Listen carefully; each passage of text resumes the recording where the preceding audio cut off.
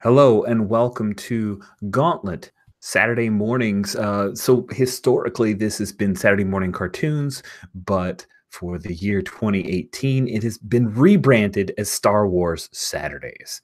So the Gauntlet, first of all, the Gauntlet, in case this is your first time catching this randomly out on the internet, is a worldwide community of tabletop role-playing game fans, aficionados, and friends.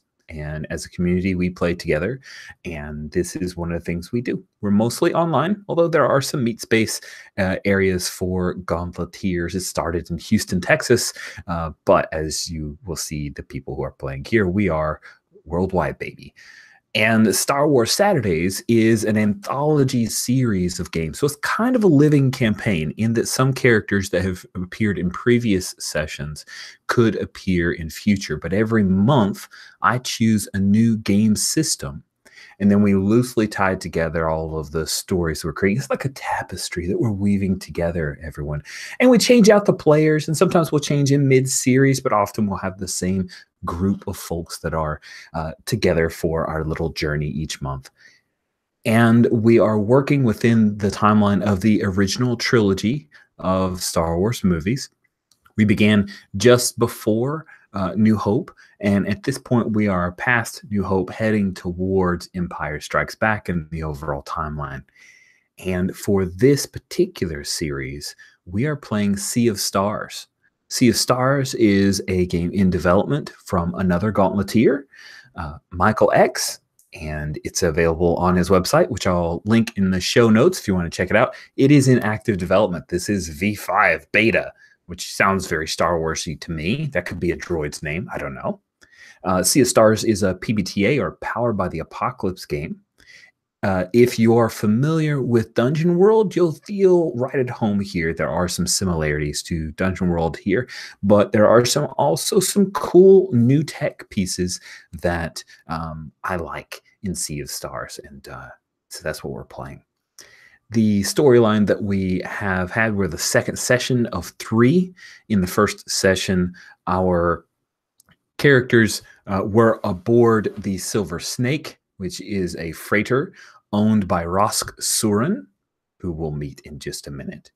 And they were sent by the Rebel Alliance to deliver a holodisc from the daughter of Mon Mothma, Lieta Mothma, and that holodisc needed to be delivered directly to Gyal Akbar, a son of Admiral Akbar, in the Roche asteroid systems, an asteroid field that is primarily inhabited by an insectoid species.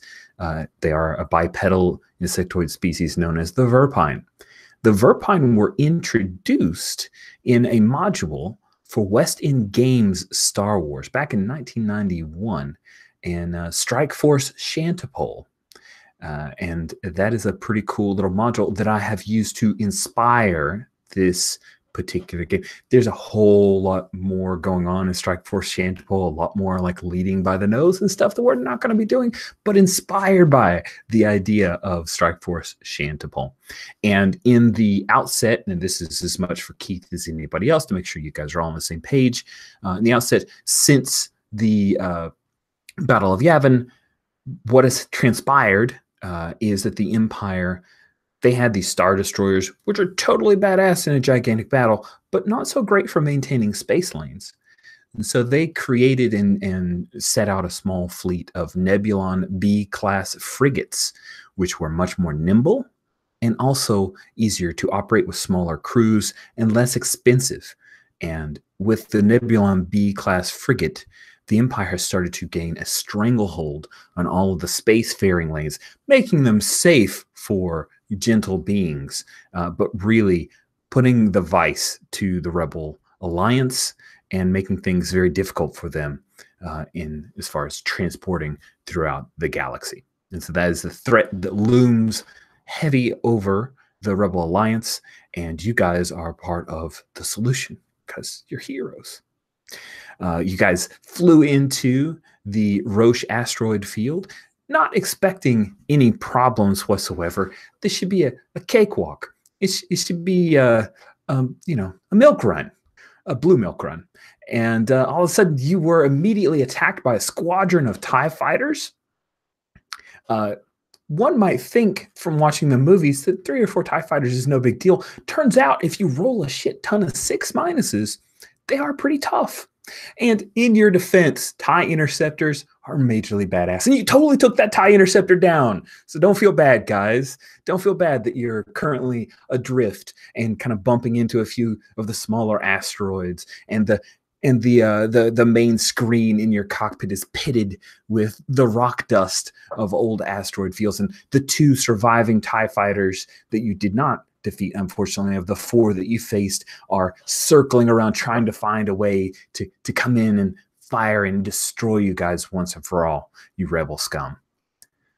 So with all of that preamble, and I did I got a little taken away with myself. I'm sorry. I went on for a long time. It was like a huge box text. So we are going to quickly introduce our characters and jump right back into the action. We're going to start with Ari. Ari, please introduce us to your character. I'm playing Bryn Selig, young hotshot pilot.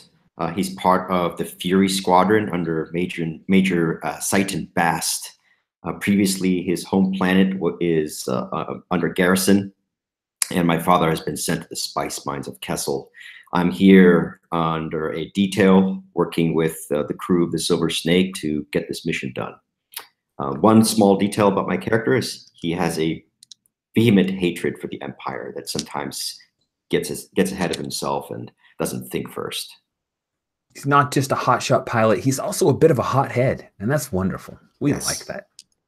Very cool. Thanks. All right. Blaze, please introduce us to your character. My name is Throck Sun. I'm a oh my god, what's the name of this race again? Someone help me. The lizard people from Empire Strikes Back. Trandoshan. Thank you, Trandoshan. I'm sorry, I had a blank. I'm playing a Trandoshan Force user. I don't know if I want to use the term Jedi because we don't have that anymore. I'm actually come from an order because this class actually has an order around it.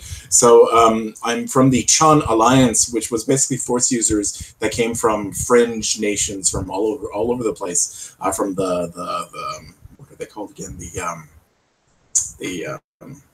Oh, I don't remember. I'm sorry. Anyways, so in the story of this young order that's been around for less than 30 years, there was a giant schism between those that thought they needed to fight the Empire to establish themselves and those that thought they needed to hide themselves from the Empire. So I was part of that schism that was now called the Unyielding Flame, and we seek to actually work with the rebellion or the forces of rebellion throughout the galaxy in order to bring justice to our people. So yeah. Yeah, but you're not part of the Jedi Order. The Jedi Order is dead and buried. It's dead and buried. That's it. Nice. Thank you so much, Blaze. Pavel, please introduce us to your character. I am playing Rask Suren. Rask is a Botan. He's a scoundrel. He used to be a senator before the Republic Senate was dissolved.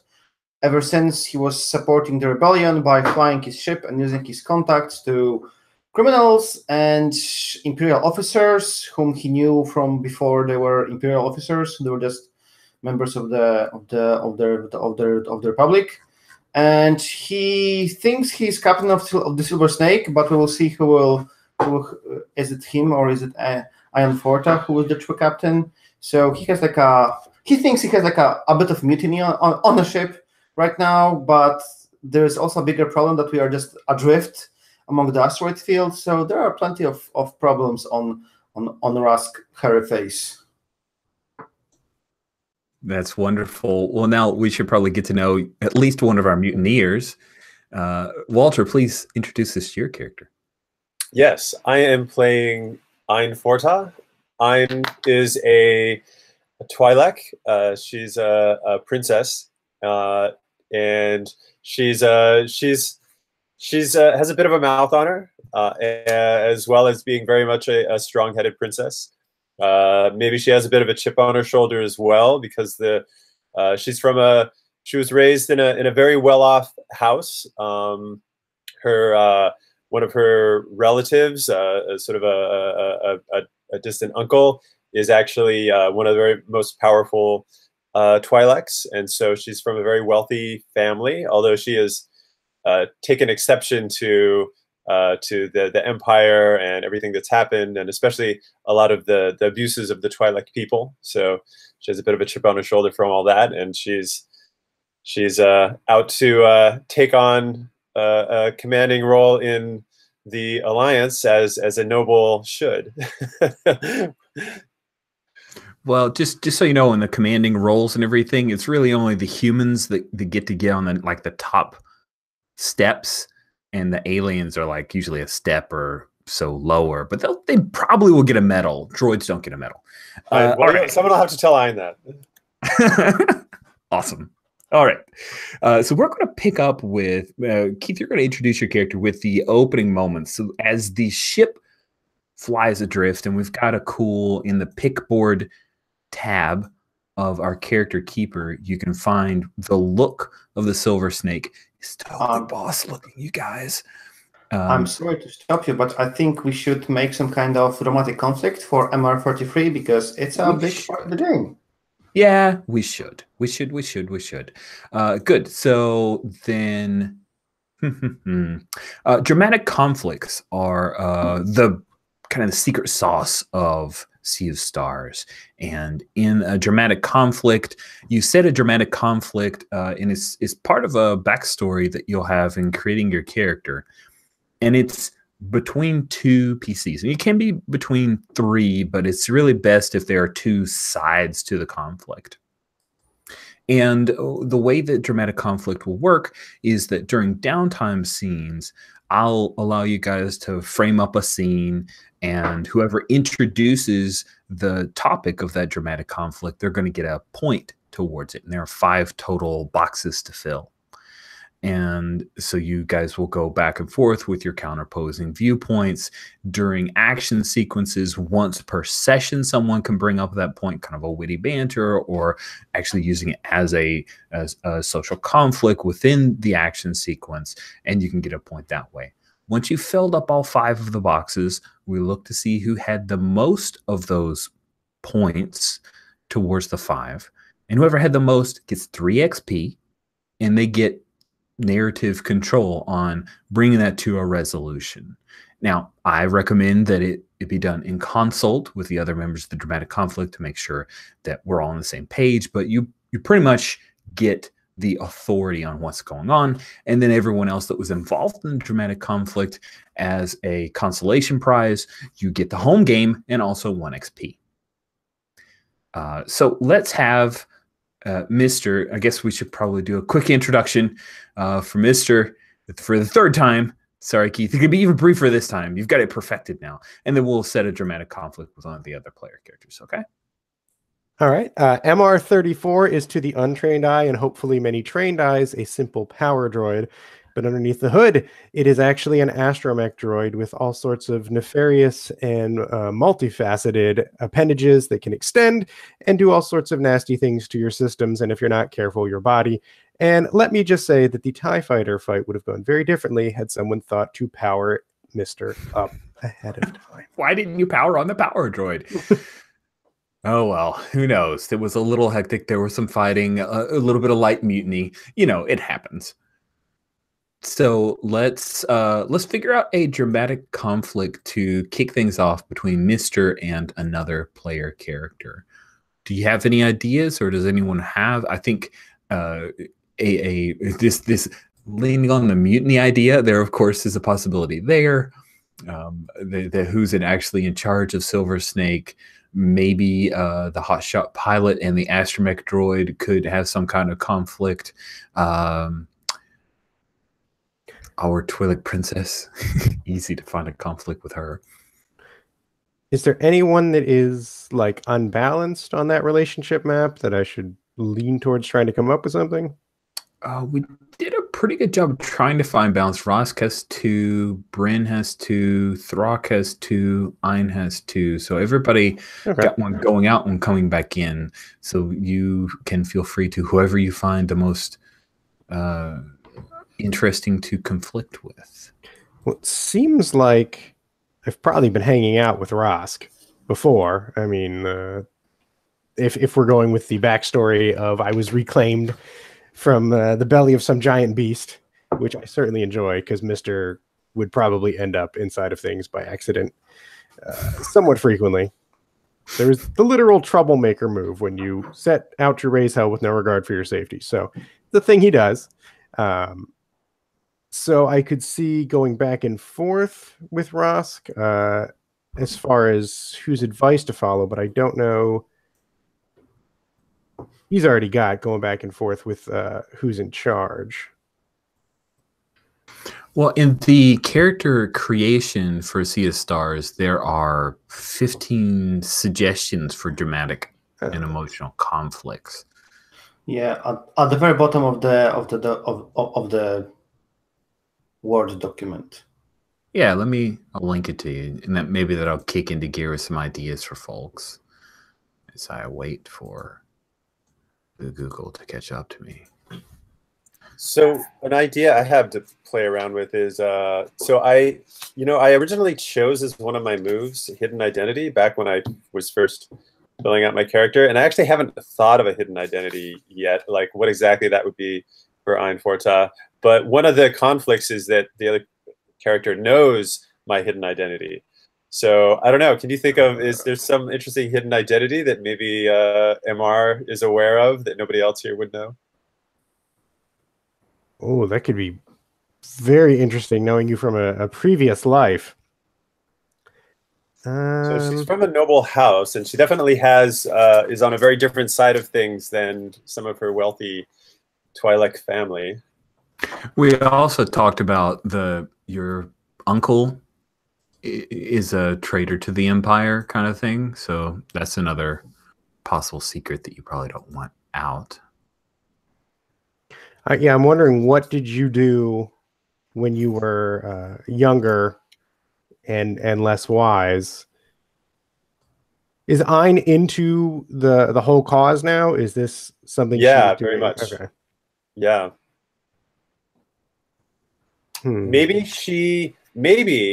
here's an idea. Maybe when she was relatively young, she fell for one of the Twi'lek, for one of the Twi'lek freedom fighters. She like kind of fell in love, and perhaps MR was like part of that group in some way and knew that, but she always like hid that she had this romantic entanglement, and he since got killed as part of the struggle, the Twi'lek freedom fighting struggle, and so she's like taken up arms now, right? But her family still doesn't know this about her, and MR knows this about her, knows where she's really from. I don't know that needs to be hidden from the rest of the group, though. Yeah, I'm just like brainstorming here. Would embarrass you in front of everyone here, like, hey, you're really into the cause. Oh yeah, us too. Doesn't make sense. So maybe something the opposite of this rebellion, running this important information through TIE fighters and asteroids and all that, like something more refined, the comforts that she left behind at home, something more regal and aristocratic sort of thing. Maybe she's been promised to marry at some point, and she's ran away from home, but she's been promised to marry some other young noble who is like very well known for being pro Empire. I have a suggestion, kind of like a spin-off to one of the ideas.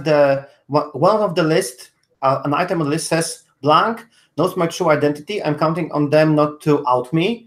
So maybe you guys want to like says, I know blank secret identity and they know mine. We should, I don't know, somehow negotiate to keep them both secret.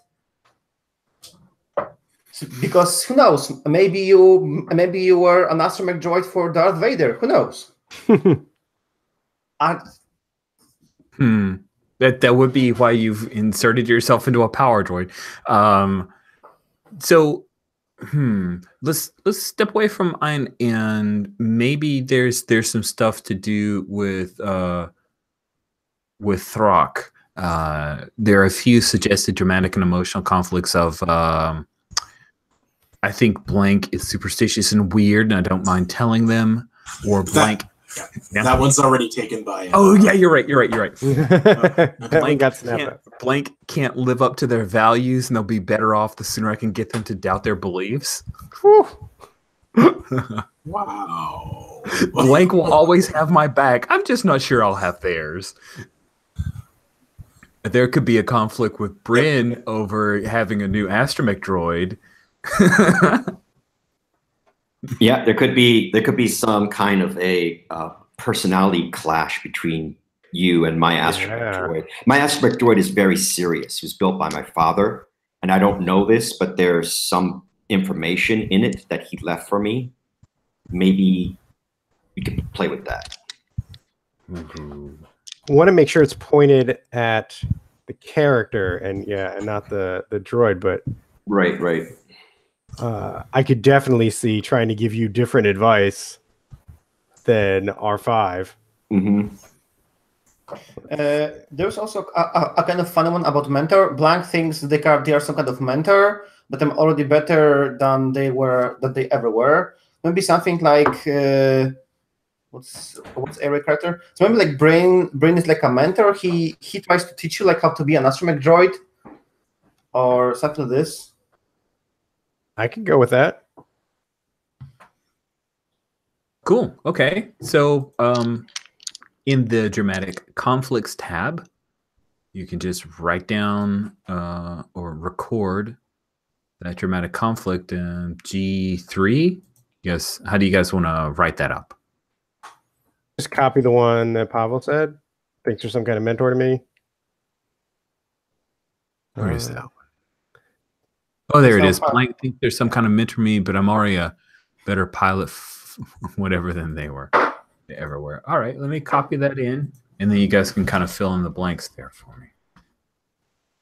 I do think just because of the droid and I'm silly, but it could be funny. With Blank clearly has feelings for me, but can't admit it, and I'm enjoying watching them struggle. The droid who thinks so. No, you're not that crazy, but yeah. Blank thinks I'm a danger to the whole crew, as if I care what they think. That is another good one. Yeah, I picked that one. I think good. Does someone have one pointed towards Mr. Blank has gotten us in trouble before. I need to keep a close eye on them. Sounds about right. I could take that. I could take that one on Keith or on. Yeah, I like that. I don't trust that little droid. Yeah, you can't read his mind because he's a droid. Yes, that's exactly it. Also, why would you hide yourself in plain sight like that? You must have something to hide. So much. So much. Yeah. There we go. All right. Where is it? I just copied it in and awesome. Row 5 for you, so you can just go in and add names. Thank you. Sweet. Okay. Well, with that in mind, I'm going to jump us in. You guys can fill in those details as we go. All right. I do want to mention one thing before we go. If anybody has ideas about this, so as a princess move, I chose a hidden identity, but I actually haven't conceptualized. I haven't solidified in my mind what that hidden identity would be. Something other than a well-known noble family, but maybe I don't know, a Twi'lek merchant or something else going on. I still need to figure out something along those lines because that's one of my moves that I chose, but for some reason that never coalesced for me. What the hidden identity might actually be. Well, gosh, I mean, all I did was throw you guys directly into fight with TIE fighters. It's kind of hard to bring that up, so that's a little on me to make it difficult. And I think that the whole family versus, let's see, wait, where is that? I'm trying to look at your that move, but I blew everything up. So there we go. Calling your family your name, and then you've got a move of hidden identity. There we go. Yeah, when you let's see, you have a hidden identity, you can assume at will. When you take it on, roll plus guts. Let's see, you can hold 1 or 2, depending on how well I roll, to sneak somewhere you shouldn't be, gather info among the unsuspecting locals. The GM will offer you some useful info or confirm a rumor, and surprise someone by revealing your true identity, granting you an opening. I'm just going to throw this out here. It's a terrible idea. I'm owning it. You have a suit of stormtrooper armor. Wow. Why not? Okay, let's go with it. Sweet. Does it have? I guess I can tuck up my. Yeah, you could totally tuck your Leku around. Yeah, because it's got that part that comes down, like the breathing thing. You could just like stuff your Leku in there. You know, you're not even short for a stormtrooper. You're just a little slender. All right, sounds good. I also have a start of session move. Oh, we should do that thing. Anybody else have start of session moves? No, but I just want to tell you that I'm stuck in comment mode on the keeper. I can't write in it. So let me relink you to the one that's edit. Thank you.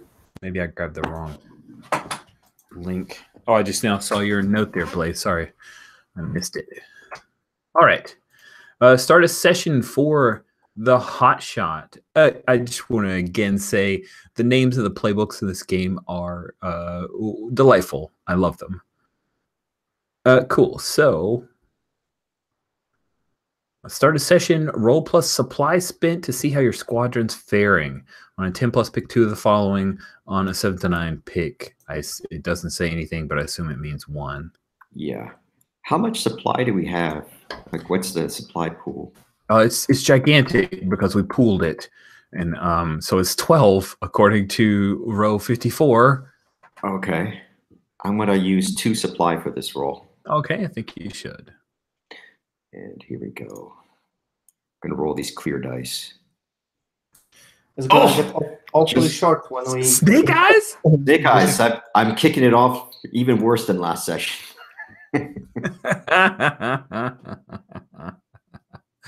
All right. Wow, it's the best. So your squad is not. All right, cool. So this is the Fury Squadron, right? You're kind of we're like across space trying to figure out what's going on. I think what's going on. We'll start off with just a quick view of the Fury Squadron. Like we come in, we see all the X-wings, the hangar, go off to the side. There's a few of the pilots that are all playing sabacc. There's a bunch of alcohol, like brandy with little frozen stones in there, and like one Starbuck looking type character with a cigar, and they're talking, and then there's a comm unit that's over there. It's like blinking from your distress signal. It's on someone's belt. They took it off earlier. They don't even notice what's going on because this is a really good, like, one guy's putting all his chips, and another's like, hey man, you want to bet your ship? And he's like, no, I would never bet my ship. Only idiots would bet their ship. And so we'll cut away from that. That is my you fail move. Your squadron does not come to help you. You are a host. I'm glad I blew that snake eyes on that. There we go. Any other start of session? I don't think we have any, but I want to make sure. Give everybody an opportunity. Okay. So we roll back time for just a moment. That last shot after you guys took out the TIE interceptor slams into the asteroid, and the engines wink out. You guys drift in, you kind of bump off of a heavy asteroid, and then an indicator light goes off in the room where Mr. is located. So, if we kind of look in the pick board, I see here that there's an engine room. Is that probably where you would be? So otherwise, engine room, cargo hold, storage compartment. Would you be in the storage compartment somewhere? Where would Mr. be? Yeah, I'm trying to figure out where like a charging station would be. Well, I mean, I figure a charging station could be in any one of those places. Yeah, let's do the storage compartment then. Awesome. Storage compartment. There's like a bunch of bric-a-brac and a bunch of clothes, and a lot of furry clothes, like clothes with a lot of hair on it because of Bothan. lives here, so sorry, but that's how it goes. And something kicks over from the power charging station because you no longer have a feed, and that throws you into active mode, Mister. And yeah, the ship is powered down right now. What do you do? Slide open the compartment door, and are there emergency lights on? I'm guessing, like. Yeah, we'll say there's like a dark red, just so everyone looks more angry. Dark red emergency lights. It sets the tone nicely. Where are all these biologicals right now? If I remember correctly, everybody was either in the we just kind of inserted 2 turrets because shooting in Star Wars, and then cockpit. So everybody's either in the cockpit or in the if I remember correctly, it was a top and bottom, like a belly turret, and then a turret up on the top. And I'd say the access for those 2 would probably be from the main hold, number 3 on the map. So Mr. would probably be able to figure that out pretty quickly where folks are, given the situation and its advanced analytical capabilities. But that is not going to stop it from being passive aggressive about the whole thing. And right now, Mr. is kind of slowly walking around, doing the droid version of hello, like very high pitched and annoying until someone comes down from somewhere to get it to stop. Ian crawls down from the one of the cockpits, which had as I remember, it had broke while she was in it and couldn't move anymore. And then an asteroid had hit and cracked the glass of one of the gunnery posts. So she climbs down from that into the main hold. What is and this? As you're climbing, like behind you, would probably see spiders out a little bit further. That's my little hinting for possible more threat. Yeah. So go ahead. Sorry. It's like a droid. Where did this droid come from? How are you dressed right now? Like a princess, wearing very nice outfit, kind of a jumper. Relatively functional, but very designer. And sort of a nice, like a bit of a tiara-like jewel encrusted crown around her leku and her forehead. Love it. That's perfect for what I wanted to do. So I will genuflect in front of you as best as my tiny, stubby little legs allow, and kind of wait for you to go on from there. We droids respect royalty. There is a strong history of that. It's like, hey, droid, we need some more power on this ship. Can you power this thing up a little bit better? Can you plug yourself in somewhere and turn on your power? So in a very floral way in the droid beeps, I say, oh, I'm sorry, Your Highness, there's been a misunderstanding. Although my outside may indicate to you that I appear to be a mere power droid, I have capabilities beyond what you've imagined. And at that point, like, all the appendages shoot out at once with all the weird tools and like some kind of electric sparking and stuff like that. Wow. Well, if you can fix this ship, now's the time to do it, little one. I pop up like an eager beaver and wait for you to point me in the direction that needs fixing because it all looks pretty screwed up right now. Cool. So we'll cut to the approach into the engine room. Ein and Mr. are headed that way. Is anybody else heading in to try to help with this will give you an opportunity to use a helping role if you would like, because you guys are going to fix up the ship. I think that Rask actually takes the bag of tools, which were lying somewhere in the cockpit, and drops it on Bryn laps, and says, "Well, Hotshot, you had some fun. Now it's time to get dirty and fix some stuff. So kickstart, Mister, and fix some stuff." This is to Bryn? Yes. Okay. All right, fine. R5, come on, let's go take care of this. And I head out of the engine room with R5.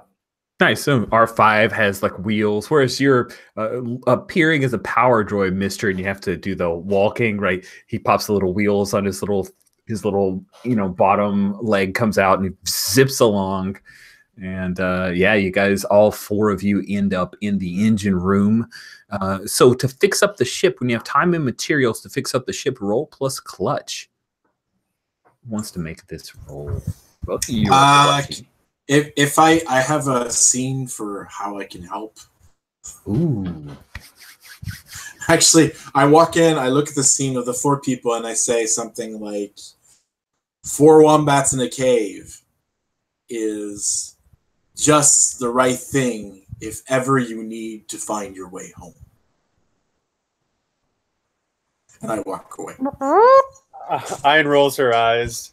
Like, great, another aphorism from the lizard.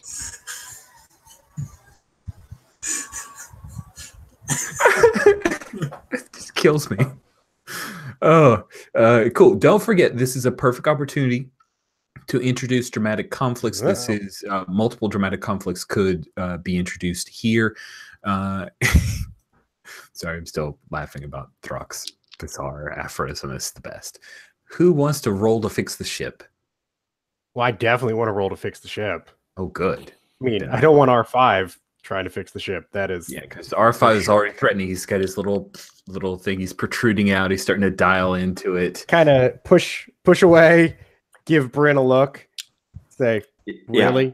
Is this a good opportunity to do the dramatic conflict right yes, before? It's 100%. That's what I was going for. Yeah. So I'm going to say, I don't think I've seen this model of droid before working on a ship. Why don't you keep an eye on R5, little one, and see what he does and try to copy that. Cool? And I think my response to that is just turning R5 around. And he's on wheels, so he's very easy to push. Doesn't have the stable grounding of 2 legs. 2 stout legs. Yes, his center of gravity is not as low as yours. It's one of the many advantages. Nice. Cool. So it looks like so here's the part in the dramatic conflict. Like, you both just kind of went head into that. Who has introduced that into the conflict? I'll let you guys kind of determine, because I felt like Keith kind of leaned towards it, and then you also brought it up. So I don't know. Do we dice for it? This is a part of the game that I'm not entirely clear as to who introduced it. I'm happy to pass it on to you if you want. That's cool. Okay, cool. So Keith introduced it. So go ahead and mark that with Mr. Just throw those initials like an MR in there, and we'll remember. Just in the box underneath? Uh-huh. Yeah, and we'll go from left to right. Oh, wow. I guess it didn't autofill. That's better. And do we do anything to follow that up, or just... well, that is... okay, so according to dramatic conflicts, you can mark a box by invoking the conflict both in player moments, which is now, and adventuring scenes. And you mark 1 per scene. So we're good with that. Like, we brought up that moment. So let's have you go ahead and fix up the ship. So go ahead and roll plus clutch. You have a +1 in clutch. Oh, not very clutch. With the +1, that is a 4. Ouch. No, it's a 5, actually. Oh, yeah, sorry, that is a 5. Still a fail. Someone can help. Exactly. Someone could try to help, and if you get a 10+ or a 7 to 9, you can give them a +2. So you got a 5? Yeah, I could try to help. All right. Demonstrate with my droid that actually you should be paying attention. Oh, no. Oh, man, that is harsh. Okay, so if you do it with skill or grace under pressure, you can roll plus clutch. If you do it with knowledge or quick thinking, you'd roll plus wit. So you tell me, how do you think Bryn is helping out here? I'm going to do it with clutch. All right. Go ahead and roll. You've got a +1 in clutch.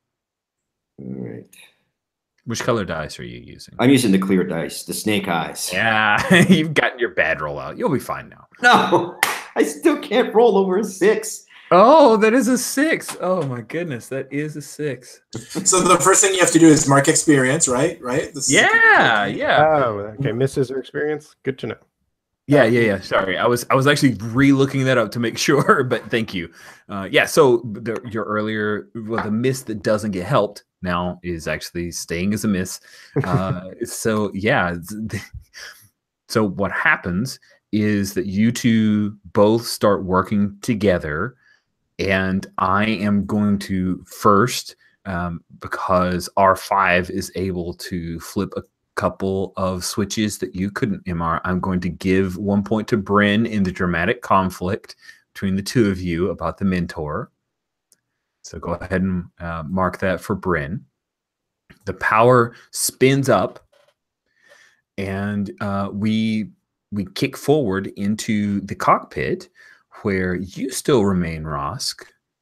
And yeah, you see the display and the little sonar comes on, and you see that those two TIE fighters appear to have found possibly an alleyway to slip past a few asteroids and are coming closer. Yeah, I was looking at. I don't think there was experience on miss in this game. We all have 4. Is there not?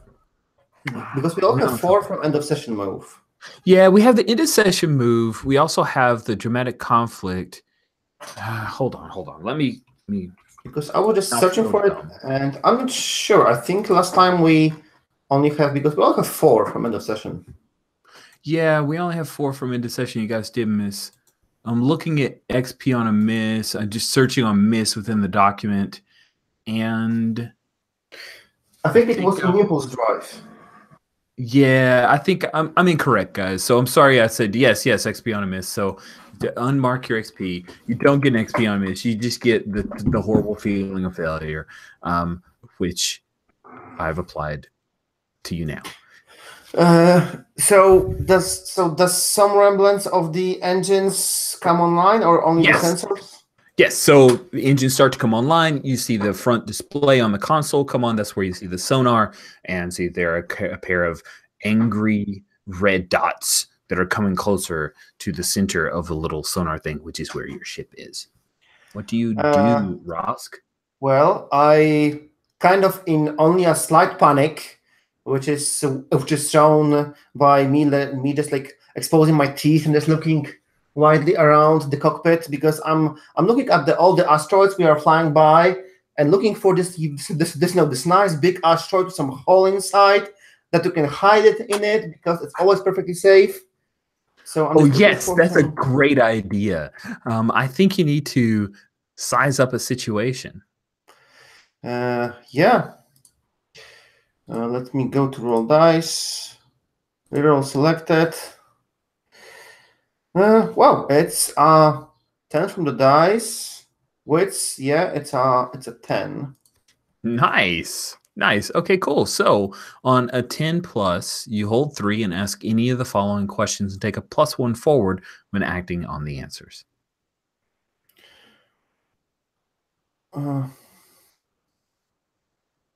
I will ask what here is useful or valuable for me as a place for hiding from the TIE fighters.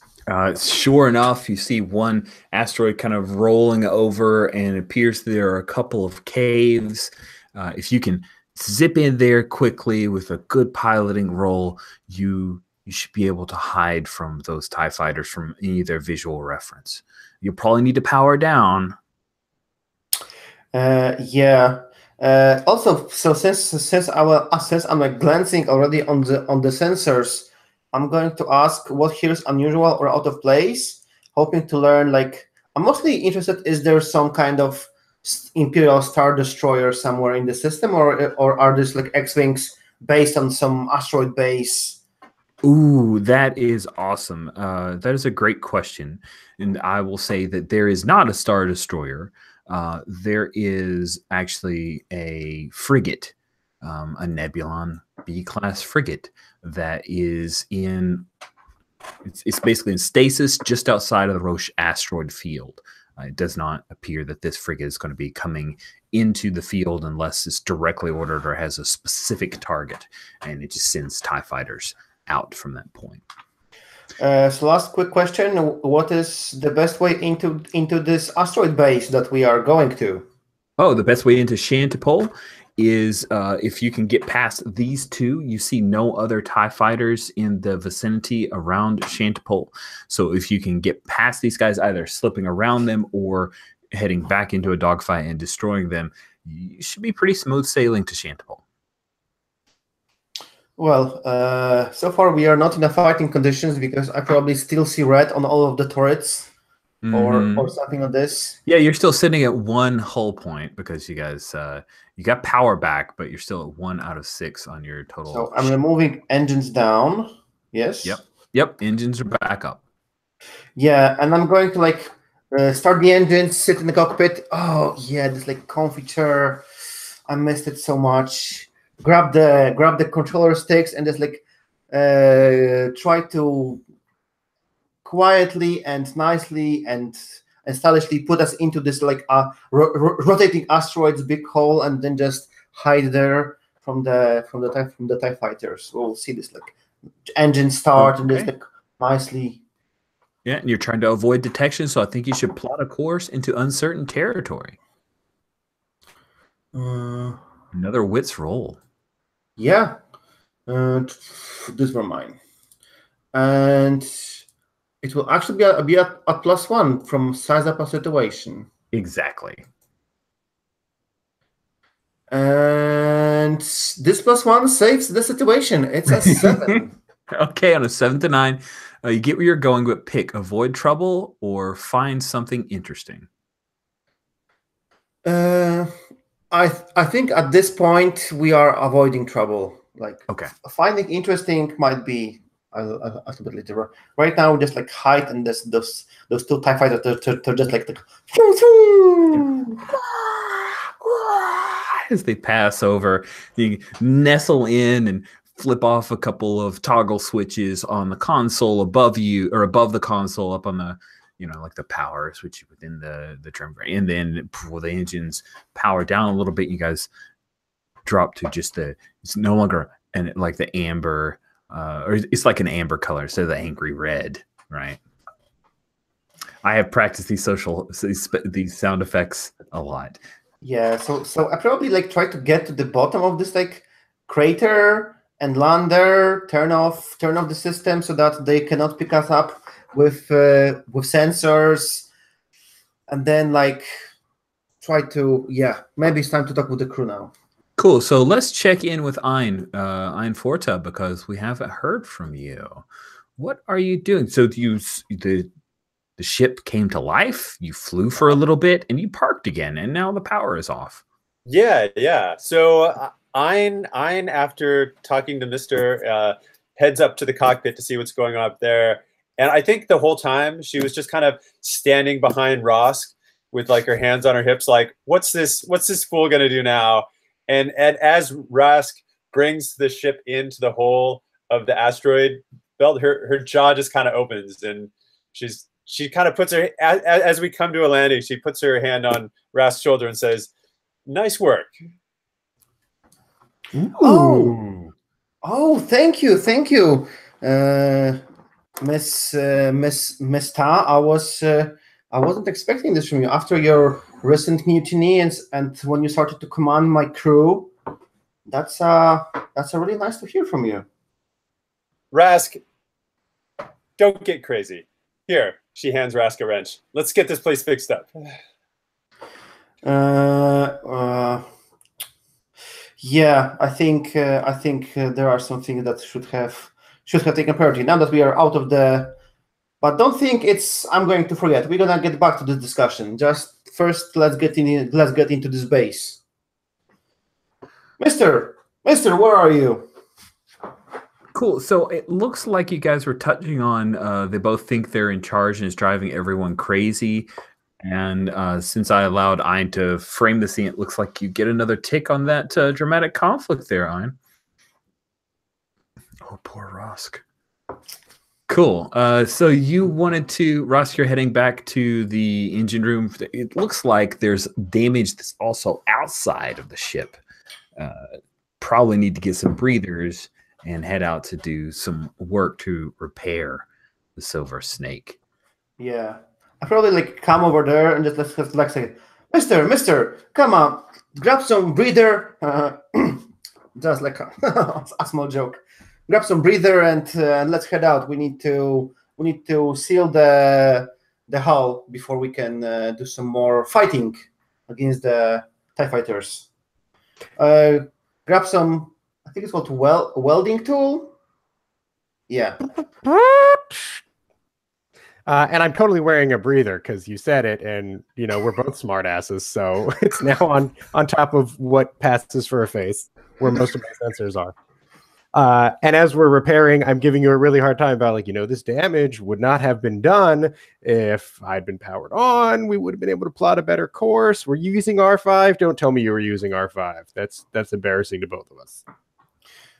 Mister, let's get a thing straight. Those dumb Twi'lek, they started ordering people about, and they head into the straight up fight with the TIE fighters instead of sneaking in through the asteroid. So don't give me a hard time. If you want to give anyone a hard time, give it to Bryn and Ein Forta. For now, let's fix this stuff up. I love how Rusk is trying to engage in dramatic conflicts, not with the people that he has a conflict about.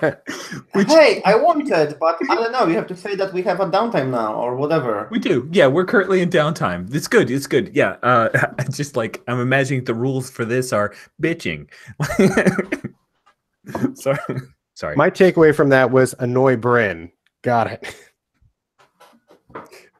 That seems like a thing you didn't need an order for. So let's follow up with Bryn. Bryn, go ahead and frame us up a scene. So that we're going to go, and a part of Sea of Stars is that there are these player moments or kind of out of adventure action phases, and you guys are allowed to set those scenes, and you can go straight for a dramatic conflict or try to accomplish stuff because you still need to try to fix up the ship too.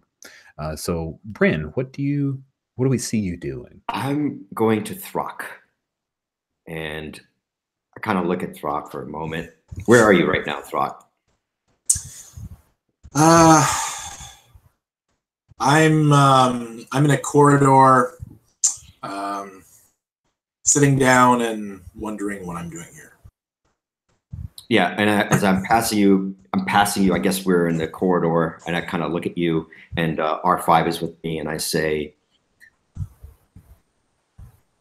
if those Imperials show up again, I'm going after them. I know I'm getting some heat for causing damage to the ship, but if we hadn't taken them out, there'd be 5 of them looking for us right now, and we'd be in worse shape than we are now. The next time they come at us, I'll make sure to create a diversion so you can actually go and get them.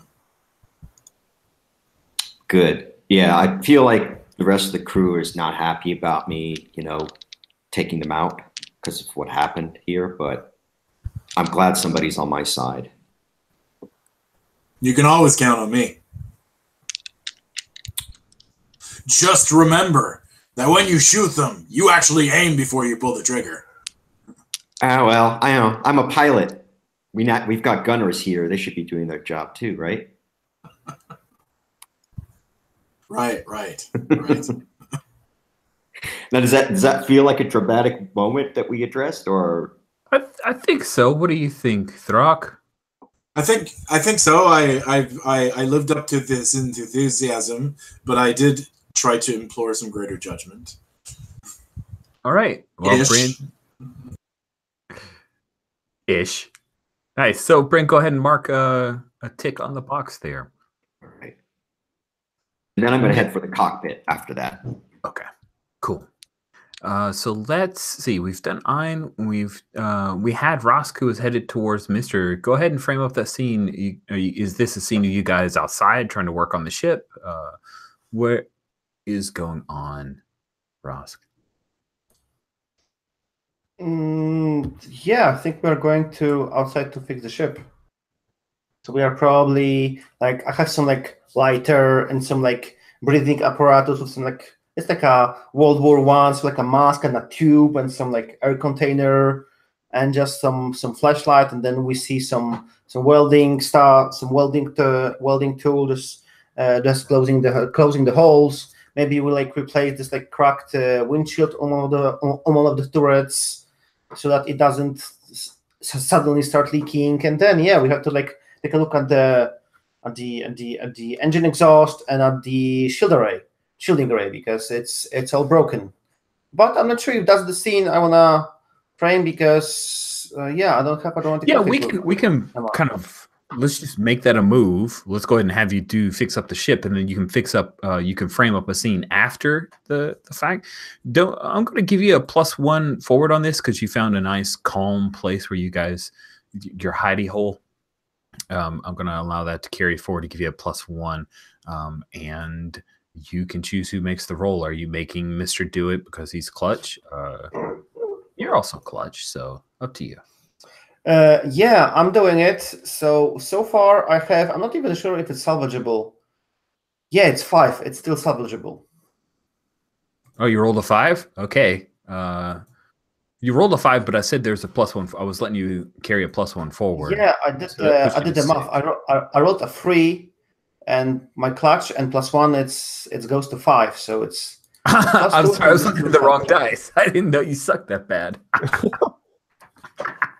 Sorry, but I can help then, right? Your dice, not you, Pavel. You don't suck at all. I love playing with you. So do you want to help, Keith? Oh yeah, Mr. Help it. All right. I mean, that's what an astromech droid is here for, right? Droid, either or. I would not help with charm and social wiles.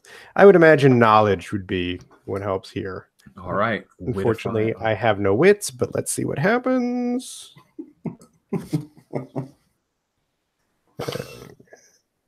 Oh, not bad. 8. Nice. Okay, with an 8, that gives a +2, and on a 7th and 9, you expose yourself to danger as well. Do I have Minox show up, guys? Like, do I? Like, am I that shameless? Chewing on the power cables. Yeah, I think that's it, right? So you guys you go in, go ahead and with a fix up on a 7 to 9. Yeah, so here's what we're gonna say.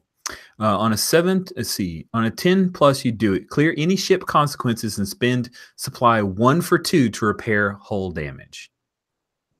So you guys have a lot of supplies. You have 10. But it's not a 10+. It's a 7 to 9. Well, on 7 to 9, I'll offer you a caveat. It might take time and elbow grease or a specific part you don't have.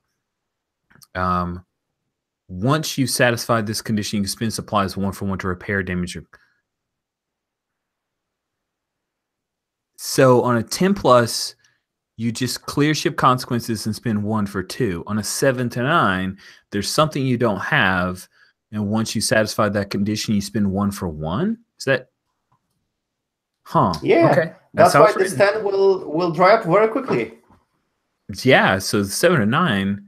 All right. So on a 7 to 9, to clear up what's wrong with the silver snake, I'm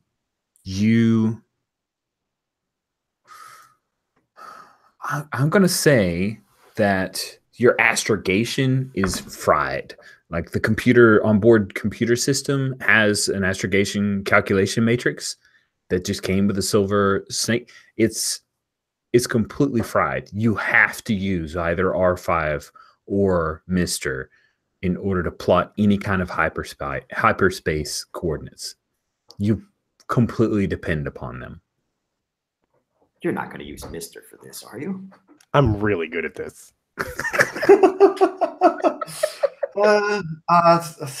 Yeah, I think so far we know it, and we will cross this bridge when it comes to it. I can't guarantee that I'll get you where we're going, but we'll end up somewhere interesting. Yeah, I guess that as we are fixing this, and as me and Mr. notice this, I'm going to say, well, Mr., you're going to have an opportunity to show yourself that you are better than R5 and MO. So.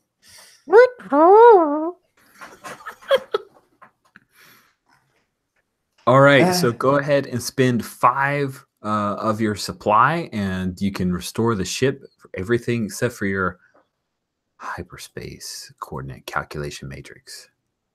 Yeah, I'm just curious, how do you finish up the reading? Because once you satisfy the condition, you can spend supply point for 1 to repair damage or clear up consequences. So if you want to clear up shields down, we have to spend an extra one, so like a total of 6. Yeah, that feels right. Yeah, so Okay. a total of 6 supplies. That makes sense. Yeah, so you probably spend there like, yeah, that makes sense. yeah, so probably like 2 to 3 hours later. Mm-hmm. So let's during the 2 to 3 hours. So you guys are all working together. You're repairing the ship. This is a great chance for anyone who hasn't framed up a scene that would like to. Well, at some point, I would like to have the discussion with Einforta, but it can be a bit later after someone else has the spotlight. So Strock have any scenes that he would like to frame? I'm a bit at a loss to what, so I would definitely need some help. Understood. And I'm sorry that I haven't given you opportunities to where that would leap forward. So let's keep an eye on that, because I don't want you to feel lost. Anyone else have scenes? Otherwise, we will progress the clock forward. And I know we've got the dramatic conflict, Throck, with me causing trouble. I don't know if there's anything I'm doing out there that you think might be troublesome. I am pretending to wear a rebreather, so I'm not taking this super seriously. Also, when I see the princess through one of the windows, I am making all sorts of courtly gestures toward her, and kind of, oh, Your Highness.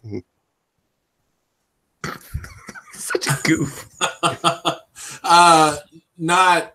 I guess I think the trouble right here is that I'll just sound like an old crank, and that's not who I am. So okay. I'll let the scene pass. I'm sorry. No, not at all. It's fine. I'll try to make more trouble for you.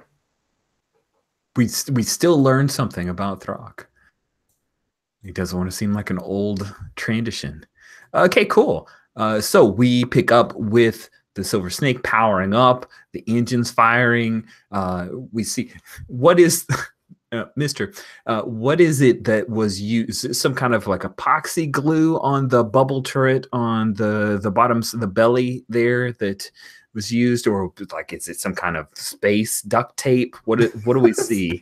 No, I think it is like the epoxy that dries very cloudy, and it's kind of like you have to get around the cracks in it. Like it's kind of hard to see. Look, it's airtight. Apparently, that's important to you guys, that it be airtight. Nice, sweet. So, yeah, I can't remember how the Minox sound. See, can anyone help me out with Minox? You're on your own. Okay, yeah. I will search YouTube during a break. Cool. So we're going to pick up with the Silver Snake ready to go. Is Bryn behind the wheel, as it were, here to pilot again? I'd like that. Yes, right. Yes. So you know there are 2 TIE fighters that are out there. They haven't found you because our scoundrel picked out this perfect place to hide. What do you want to do? Can't stay here forever, guys. Strap in. I'm going to power her up. Excellent. Nice. Let's get out of here. We're running behind schedule. Like that right there sounds like part of the dramatic conflict of being in charge. You're telling what to do. That's so good. Yeah, does this sound like a base? No, it's not really a desperate maneuver. I'm just piloting it, like straight up piloting it, trying to get us back on course. Right. So you pull out the stalactites and stalagmites that were in some weird, rows that seem very even. It doesn't bite at you. You just pull out. It's a missed opportunity on my part, but I'm not going to steal completely. I will only pay homage. So you take off, winding your way through the asteroid field. I think you're pushing through a dangerous situation here. So what's the worst thing that could happen here? So you've got the TIE fighters, you've got the asteroid field itself, and Shantipole that you're trying to reach. What's the worst thing that could happen, Brent? Worst thing that can happen right now is those TIE fighters get a beat on us. Sounds good. Roll plus clutch. Right. Clutch is 1. Can I beat a 6 this time? Let's see. Yeah, I did. I got a 7. Nice.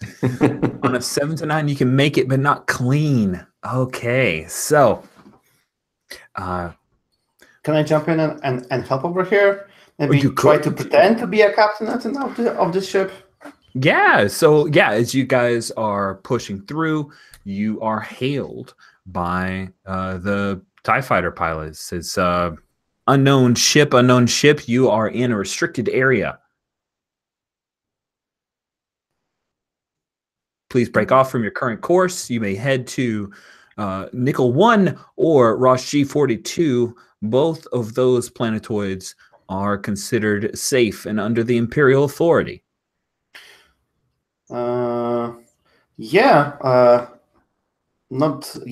think it's a perfect opportunity for my help. So I suppose I like go into comm station.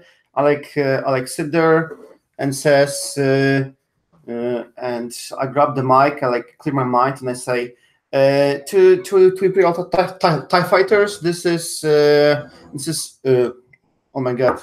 And I think I enable like the kind of voice modulator so that I sound like this race that lives here. The Verpine? Okay. Yeah, so it sounds like Verpine and not Botan. And I say like this is like the mining ship, the Antmold.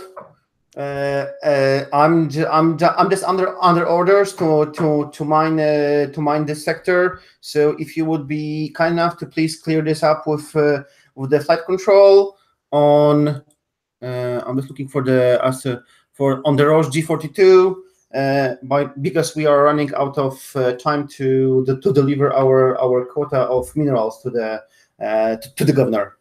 Cool. So the TIE fighters are not in visual range, but they did pick you up on a ping, which is why they're even giving you a chance to have this conversation, right? Because if they saw the ship that just took out 2 of their buddies, they would immediately be firing on you. But yeah, you still need to pull a fast one. So it sounds like you are trying to persuade or manipulate a GM character. You've given it a legit reason. So roll plus presence. Let's see if I own. Let's see. It's a 10. Oh, nice. All right. So with a 10, they'll do it willingly. And they say, oh, very well understood, Aunt Maul. Please stay out of this restricted space area. Have you seen a freighter that might be adrift in the asteroid field? It looks a little round. Nope. We haven't seen anyone. Very well. Yeah. Let me use this wonderful opportunity that they ask. So I'm like rewinding, and I'm just saying, yeah, I think we've seen something heading back to the Roche G46. G42. Thank you very much, Captain. Good luck with crazy flying. They almost clipped us into one of the asteroids. Crazy. I'm not at liberty to say what exactly they've done, but they are on our most wanted list. So be careful and fly safe. We will. Thank you. Cool. So then you guys evade the TIE fighters, and ahead you see Shantipole, which is an asteroid.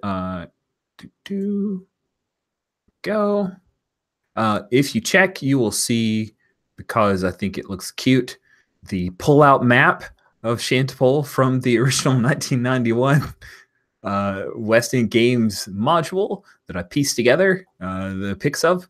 So it's the Shantipole tab. And don't worry, there's not going to be like hex crawling or anything. I just thought that was a cool thing. Cool. I like it. I don't know, it's cool. Can you imagine getting that in your little like module? You have your poster map that you can put up on the wall and shit like that. That's like the boss. All right. That's pretty slick. Cool. There are no TIE fighters that are landing, even though there's a little shadow silhouette of TIE fighters. But yeah, you guys are able to head into the hangar bay of Research Station Shantipole. I think this is the perfect opportunity for us to take our one and only break. So it's 21 after the hour. We'll just go ahead and take a break to the half hour, and then we're going to push all the way through for the hour and a half that we'll have left after that. So you guys got 9 minutes. Smoke them if you got them, or grab a bite to eat. See you in a few.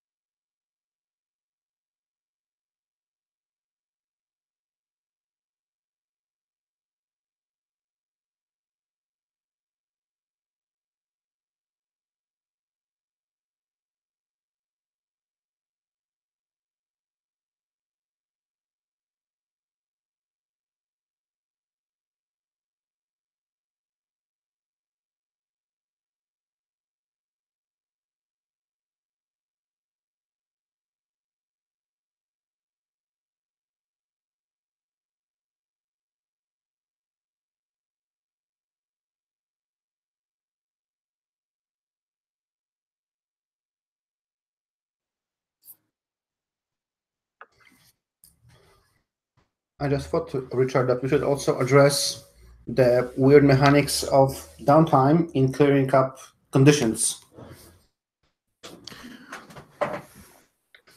Harm and healing. Whatever you take damage, you may decide to take a condition in place of a single point of damage. These are a little easier to clear than damage. So we probably should do that. Yes, that's a good point. Yeah, because this playtest notes mention that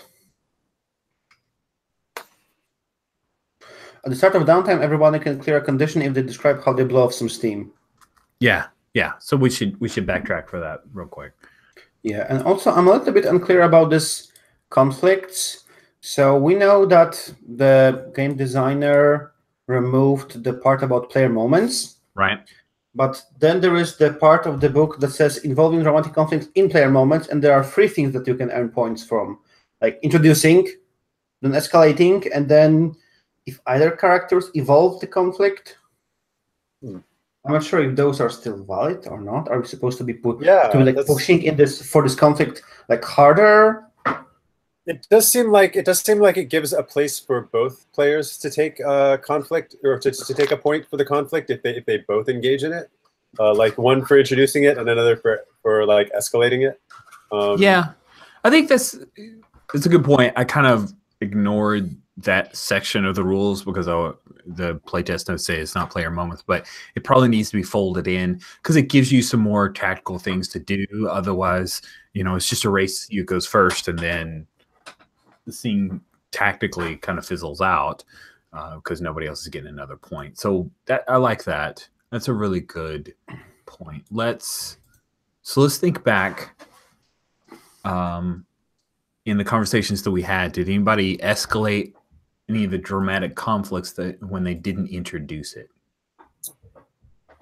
Well, I think in just the last one, Rask definitely, Pavel definitely escalated it when he accused Einforta of being a traitor. So cool. Let's fold that in. Were there any other? So we'll go ahead and mark an R. What about in Thruck and Bryn's enthusiasm? I don't think there's anything that escalated there, right? No, it was more like agreement almost. Escalated to agreement. Okay, so Ein and Throck's superstition. Yeah, I think Throck just nails that every single time. No one's fighting money. He's just too weird. Rask and Bryn, danger to the whole crew. I don't think we even touched on that yet, specifically, right? Not yet. Bryn, some kind of mentor to Imar. So, Keith, just to catch you up, so player moments have been officially excised from the draft per Michael's playtest notes that he'd sent to me. But Pavel had brought up the point that there are some nice little tactical options in dramatic conflicts that are embedded in player moments. So since we're doing downtime scenes, which are similar to the player moments in concept, I was just revisiting those 3 bullet points. It's in the beta V5 PDF where it says, if dramatic conflicts come into play during player moment, players mark conflict points at the end of the scene for the following criteria. So introduce the dramatic conflict. I've been highlighting that. But then whoever escalates the conflict the most marks a point. And if either character evolved the conflict, they can take a point. And I like that. And I think it's a good thing for us to fold in. So even though player moments as a specific part of the rule set isn't there, like we're kind of doing player moments. So I was revisiting the conversations we'd had and wondering between Bryn and Mr. The mentor thing, do you think either of you guys in the last conversation you had escalated that conflict or evolved it? I think I escalated that one a little bit. He introduced it. Well, we both kind of introduced it at the same time, but gave it to him because it made more sense. But I think I definitely kind of poked it a bit.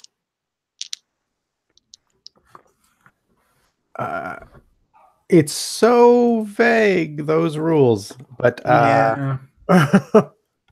It's a playtest, and Yeah. we're the first group to run it other than the designer. So showing the struggle is okay.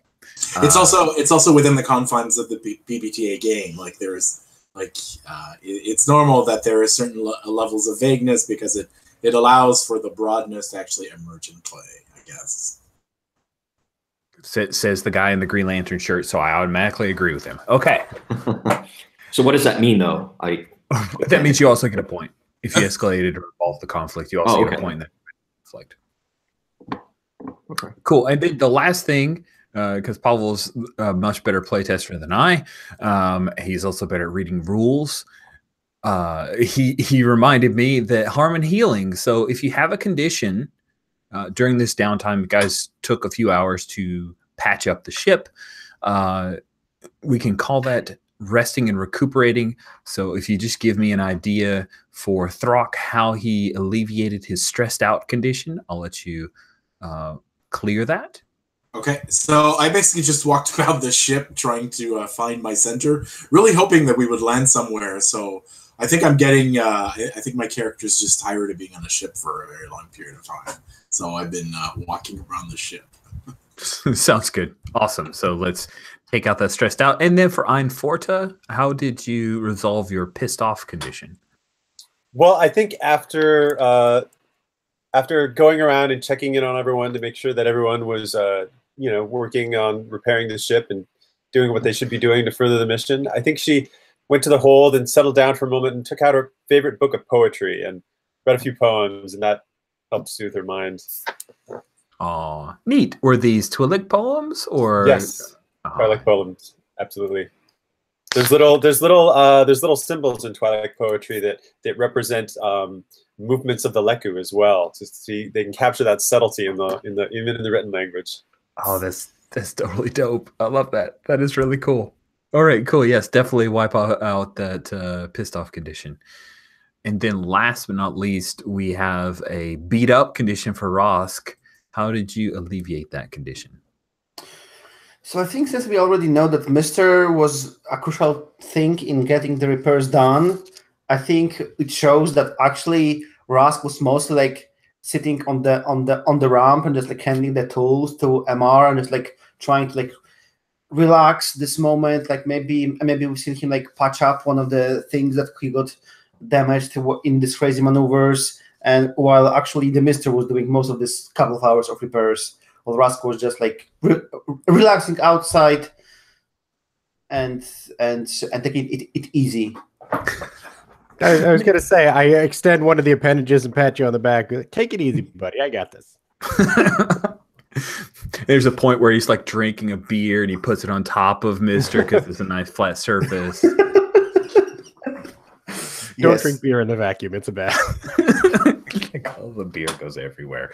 All right, that was a terrible idea. Drinking space beer in space is terrible. All right, so thank you guys. We'll clear back, and we've retconned that in, and we bring up with you guys landing. Sorry, not landing, but actually you're approaching Shantipole, and you hear from the control tower. Unidentified vessel. This is research station Shantipole. This is a restricted area.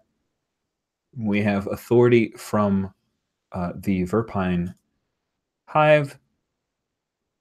Who are you? So Ein Forta chimes in on the mic. She says, "Hello, this is Ein Forta. We've been sent on a mission from Leita Monmouth. We must land immediately. This is of vital importance." Nice. Cool. So then you've dropped Leda Mothma's name, and that is good enough. So they will drop in a quick set of coordinates for you to align yourself to the hangar bay, and you guys come into the hangar bay. You can see that it's large enough to take a large or medium class freighter. A frigate really probably couldn't board into the research station, but you guys are able to land in there. A small hangar bay. It appears functional and efficient. You see there's a small control tower that juts over the hangar deck, and everything appears to be carved and hollowed out of the natural rock. The bay itself, you hold your ship, and then there's a bit of room around it. The ceiling rises high overhead, but the walls remain uncomfortably close. So you can see there a mixture of instrument panels, cooling vanes, and patches of natural reddish-brown stone that cover the bay walls. And as you guys debark the vehicle, I'm curious, is anyone sticking with the silver, or is everybody debarking? Which means get off. Oh, I'm getting off, all right. Is it officially Rebel Alliance station, or is it like unaffiliated station? I'm just wondering what. Great question. So the Verpine themselves have not joined the Rebel Alliance. They're currently occupied. Like there is a imperial governor over the Verpine hive, as they call themselves. But the Verpine here are working directly on this project secretly under the guidance of Gial Akbar. So officially, it's the. I'm constantly forgetting the race name. Verpine. So officially, it's the Verpines, but unofficially, they are supporting Alliance in this project. Yes. Cool. Yeah. Doesn't seem like we need to stay and guard the ship then. Seems like a No, mister. You can go and get some fresh oil or some fresh batteries, whichever you like. You always know how to butter me up. Sweet. So we see the five of you all debarking via the dropped, ramp, and there are three tall Verpine. You can see a picture of like a headshot of the Verpine under the species name and slang tab, just to get an idea. Is on the far right. They are greenish, most often insectoid, rather tall, spindly little limbs, and they speak in Verpine, their native tongue, but one of them comes forward and inclines his head. He looks directly at the person with the most sparkly stuff. So that would be you, Einforta. And he inclines his head in like this awkward bow.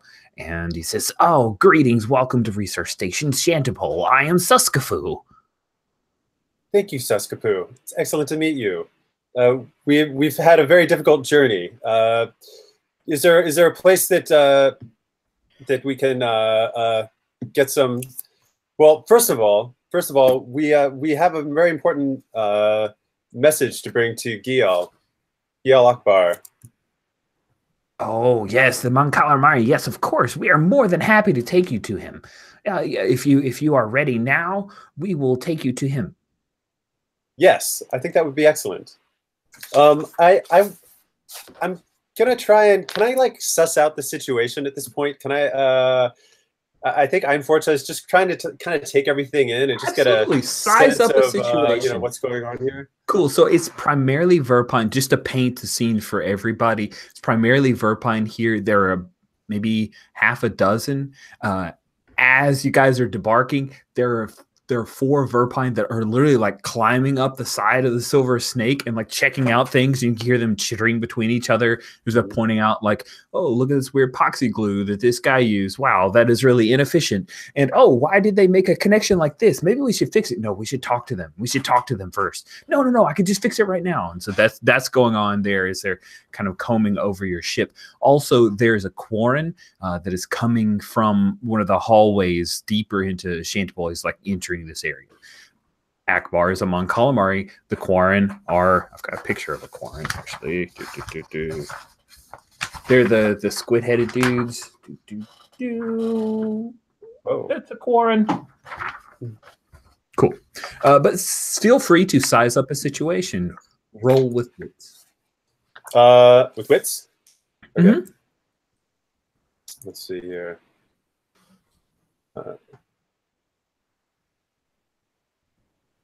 All right, I got a 9 plus wits is 10.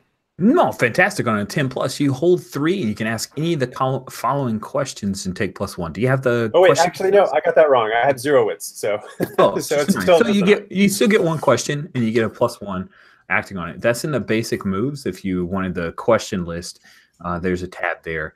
A size up a situation is on the A column, starting at row 16 are the questions.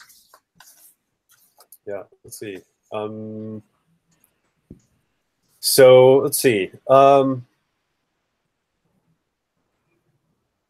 Try with what here is unusual or out of place. Oh, so what is out of place here? There are a couple of things. First of all, the Verpine, like, they don't seem to respect personal property the way that most folks, like when you roll into a hangar bay and some of the engineers just immediately start talking about how to try to fix or possibly upgrade your ship. That's a little out of place. That's out of norm. Also, this Quarren that's headed your way, he does not look terribly happy. And you haven't heard anything about, like, you just heard Akbar and Verpine, but there's this Quarren. So that's a little out of place. Okay, what? I'm sorry. What's a Quarren? Sorry, Quarren are a species that have like tentacles coming out of the bottom of their chins, and like this weird, the conical, like oddly conical head. There is a picture of them, a species name in slang, on column M. And do I know much about these Verpine? Like, does this seem unusual behavior for Verpine, or is this, as far as we know, this is how Verpine normally You tell acts? me how worldly, or how, I guess worldly isn't the right word for this, right? How cultured is Einforta? Would she know about Verpine? Verpine don't normally leave the Roche asteroid I think field. so, yeah. I think especially going into this mission in particular, I think she's generally very cosmopolitan, and then going into this mission, she would have done her research. With that in mind, now this is kind of how they are. They don't like they have a general hive mind. They just share everything, and when people walk in with a thing that they're like, "Oh, we can fix this. Let's just fix it." That's just how they are. Okay, cool. I get the feeling this Quarren seems to he seems particularly out of place. Like he might be, yes. He has a special role here. Okay, yes. Einforta is going to approach the Quarren and introduce herself. Cool. So the Quarren comes up, and he's in like a brown tunic, and he's got actually kind of a dope looking cape. And he says, "Greetings. I am Lieutenant Salin Gleck. I trust you have a prime reason to be jeopardizing the security of this station." Yes, we've been sent here on a very important mission. It is very important that I speak to Giel Akbar. I am the lieutenant. I am the second in command for Research Station Shantipole. You may speak with me if you wish and be on your way. Well, that's. I hope you understand that this is of critical importance. If Giel would like you to be present in the room, that's fine. But I must deliver my message to Giel himself. I hope you understand. I'm sure you do. Very well. He looks over. Suskafu, please escort these interlopers to see Giel. So, yeah. So Suskafu leads us away? It looks like it, yeah. So Einforta is going to try and engage Suskafu in some conversation about his demeanor and try and suss out what Suskafu might be angry about or seem disturbed about. Wait, Suskafu's not angry. Are you saying Suskafu, like? Oh, okay. I thought you said someone. You said someone seemed a little unhappy that we were here. Was that Sol? That was Solon. Sorry, I just threw out a bunch of new characters, and I should have done a better job of setting up the scene. Suskafu is the Verpine who greeted you guys when you first debarked from the Silver Snake. He is a Verpine. Okay, and Suskafu, he's fine with us being here. He's perfectly fine. Solon Gleck. Excited. Yes, Solon Gleck. Glek. I'll stick them both. Somebody was nice to put Suskafu in, and then Lieutenant Salin Gleck is a Quarren. It's that you're here. Okay. All right. So yeah, then Solon Gleck, I'm definitely going to try and, I guess before we leave Solon Gleck then, so now I've got a couple of things in me. First of all, Solon Gleck wants to talk to us directly. Solon Gleck seemed a little unhappy we were here. I'm definitely going to try and suss out Solon Gleck. Maybe maybe even pull them aside a little bit and just be like, try and Are you trying get to a better sense ingratiate yourself to Sullen, Galak? Yeah, Okay, yeah. cool. Be like, Cool. hey, Sullen, like, come on, let's talk about what's going on here. Let's get this sorted out. Let's Awesome. make sure everybody's on the same page. So we'll have a tracking shot with the crew starting to head towards Gil Akbar, Commander Akbar. But I want to check in with the other members of the crew. So we'll start with Throck. So what do we see? What's your general attitude? What are you doing right now? My general attitude is I'm very suspicious of the Verpine. I'm basically trying to suss out like what they're hiding from us. Nice. I'm actually I'm internally questioning their actual allegiance to the fight against the Empire. Oh, nice. Are you trying to size up Suskafu then? Yes, I am. By the way, you tower over Suskafu. Good. They have a pretty routine appearance. Like, it's kind of hard to tell Verpine apart. So often they will wear like colorful clothings or markings and the like, just so you can say which one is another when they're dealing with non-Verpine. They have like scent and other markings and identifiers for each other. But yeah, Suskafu is the chatty one who actually seems pretty good at basic. So go ahead and do you say anything to Suskafu, or are you reaching out with your trusting your like? I'm trusting my feelings on this. Is that an actual move? No, I also run Star Wars World, so I get all excited and that's bad. Okay, so how about, is there a basic? There's a size up a person. Size up a person presence. So I will. Yeah. I was just going to say, unless you had some kind of cool Jedi call on the power thing that you wanted to do, but I don't think that. Yeah, that's probably too much for this scene. So I'll just size up. I'll try sizing up the person. Okay, roll a presence. Presence. I'm pretty sure I've got 0 presence. Yeah, it's better than -1. Oops. Submit, and I get a 5. That is a failure. That is a failure. So I mark XP. No. No. No, there's no mark XP. There's no mark XP. I messed up. There's no mark XP. However, I get to ask you. I'm going to ask you a question because as you are standing near the Verpine, he says, "You seem suspicious of us." He kind of cocks his head to the side. I was being extremely pleasant to a Trandoshan. Your people have hunted ours. Yes. We extended you courtesies. You have, but in this instance, I question your loyalty. Our loyalty is to the Verpine species and the hive. We are assisting the old Republic, but however, we have not aligned ourselves to your cause. This is an interesting technical experiment, and we do find your belief system interesting, but we are neutral in this, an occupied neutral party. There is no neutrality when it comes to war. I'm sorry, but you'll have to pick a side eventually, and hopefully, for your sake, it is ours. So definitely while Throck is being all intimidating, I am behind him with 2 little hands out going like, and pretending to be saying the same thing that he is in an absolutely ridiculous way. Oh, that's lovely. That's lovely. The Verpine will oh yes, that looks at Bister, that looks at you, that there's this weird chittering noise that it makes. Who knows if that's laughter?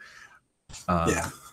And he's gonna like hang back and walk beside you, Mr. Suskafu is, and he pats the top of your power droid body. Yeah. You have had major upgrades and recalibrations. I have never seen a power droid that seems to look like you. Can do anything. Beep, boop. Self-conscious beep, playing him off a little bit. Nice, like play cool, man. Play cool. All right, good deal. So that's unless anybody had anything specific, we can kind of jump forward a little bit. I'm just going to throw in at the end. I'm going to say, yeah, it's a good droid. But if you've seen any R5 chassis lying around any of these stations, let me know. We might be able to upgrade them. Look a little bit more like this one over here.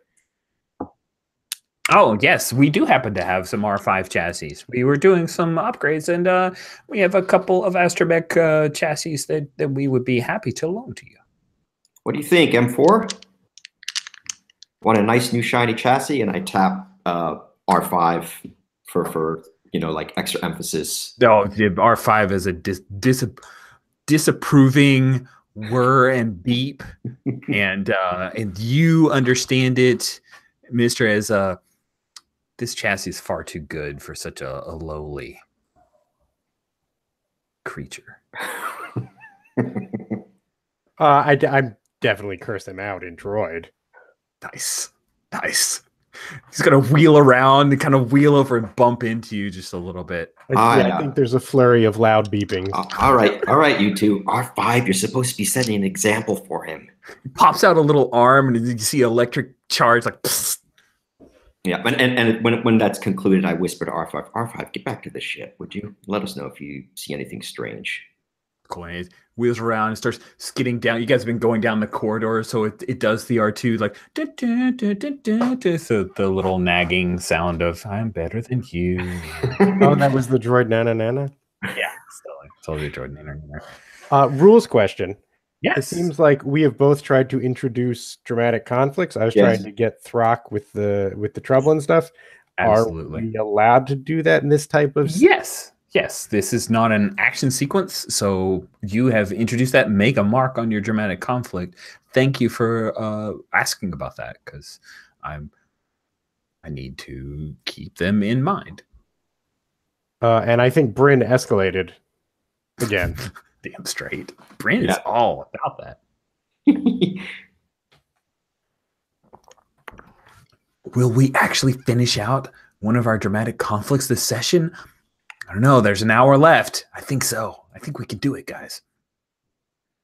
So you guys head through. I'm imagining that normally in Star Wars, it's very white, crisp corridors. But everything here is kind of a ruddy color, a lot of exposed stone, but then slick tiles that are underneath your feet.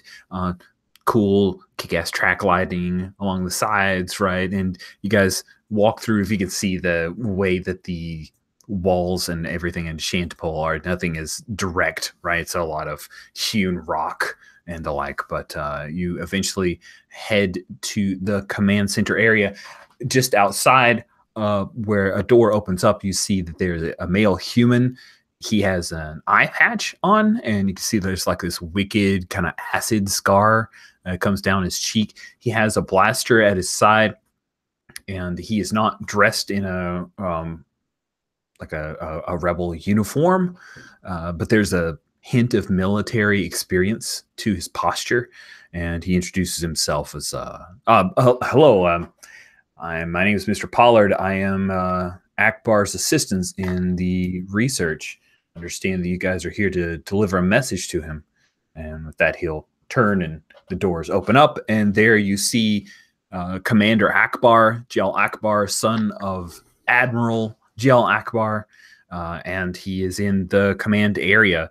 It's a large circular chamber, and I just realized that we didn't have any conversation with Silent Gleck for Ein, who was trying to butter him up. So we should probably sneak back in. So were you trying to size him up, or were you trying to smooth feathers?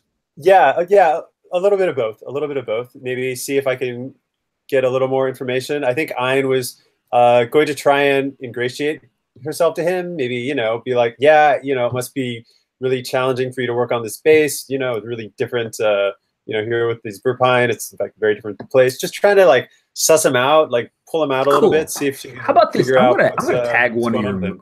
So Walter, what do you think about this? I'm gonna actually push on push on one of your moves or like help you to trigger it, Uh-huh. because Alan Gleck is a dick, and you're trying to butter him up. You're being polite, and evidently he's not into this at all. And he says, "The five of you are trouble. You're bringing trouble to our doorstep. I have better things to do, and I think you should leave." And I'm pushing on your potential back talking here. Back talk? Yeah, Yeah. absolutely. Absolutely. Well, Ein just squares up with him and says, listen, we've got serious work to do. If you're not dedicated to this cause, maybe you're in the wrong place. Nice. Nice. I love that. Cool. So with back talk, you can roll plus presence. Okay. See, that'll give me a +1. Let's see. All right, so I got an 8 + 1 is a 9. Nice. Okay, so on a 7 to 9, you still push them, but you'll face harsh retribution for it if you do. And on a 10, they yield an advantage to you or learn something. You learn something important about them. So he hesitates when you talk about your allegiances, and you get the feeling that he isn't completely on board with your allegiances. Like you have pushed on him. He's not going to reveal anything, but you just get a feeling from the Quarren. Also, just a little bit of Star Trek nerdery. The Quarren and the Mon Calamari are from the same original home planet, and they have fought civil wars many decades in their past. And only now are they working together, but often they don't. A little more detailed, who are the Mon Calamari? Oh, sorry, Mon Calamari. Admiral Akbar. Okay. From the movies, he's a Mon Calamari. The Mon Calamari and the Quarren are both from a watery home world, and they fought okay. So am I sensing that there might be a little bit of underlying tension in that regard between Sullenbeck and Akbar? You get a little bit of the kind of the historical species tension, but then also he doesn't seem to be as, oh yeah, absolutely, Rebel Alliance, go go. It's more of a, yeah, right. Well, we're working on this project here, and you guys are interrupting it. Okay, all right. Well, so Ein Fortaz is gonna sort of back down a little bit at this point. I think Ein Fortaz just taking this in as information, and wants to be diplomatic. She has this feeling that Sullenbeck, it's going to be well and good to be on Sullenbeck's good side. So she definitely doesn't want to be pushed around by Sullenbeck, but also doesn't want to like completely alienate him. Wants Sullenbeck to feel a little bit like, okay, I see where you're coming from. Okay. Well, he still seems a little prickly, but you got a mixed success, so you're able to break down a little bit of the walls, and you kind of learn more information that ingratiated yourself to him. He also realizes, well, you talked to Pollard now. You're heading in to talk to Akbar. There's nothing he can do to get you guys out of here, so he actually excuses himself from this conversation and just trails behind the rest of the crew. You can see he's actually scanning around on a data pad. And as he's playing with the data pad as a scoundrel, I'll just tell you, Russ, there's just something doesn't seem quite right about Sullenbeck. Your scoundrel sense is tingling. Well, nothing I can do about it right now. All right. So you guys enter the large circular chamber. Gleck follows behind sullenly. The walls of the rooms are covered with monitors and control panels. And you see there's a hollow projector tank that fills the floor space on the far side of the chamber. Across the room, hunched intently over a display terminal, are a couple of Verpine and then a Mon Calamari. And you recognize him. He looks a great deal like his father. This is Commander Akbar. Pollard says, Commander Akbar, the messengers are here. He turns to you, and I'm going to do I don't do as good of a Mon Calamari impression as Tomer, his Mount Calamari is the best. I'm just going to do the best I can. Welcome to our base. I understand you've traveled a great distance to see me. I trust your journey was an uneventful one. I think that Rask like step forward before Einforta can respond.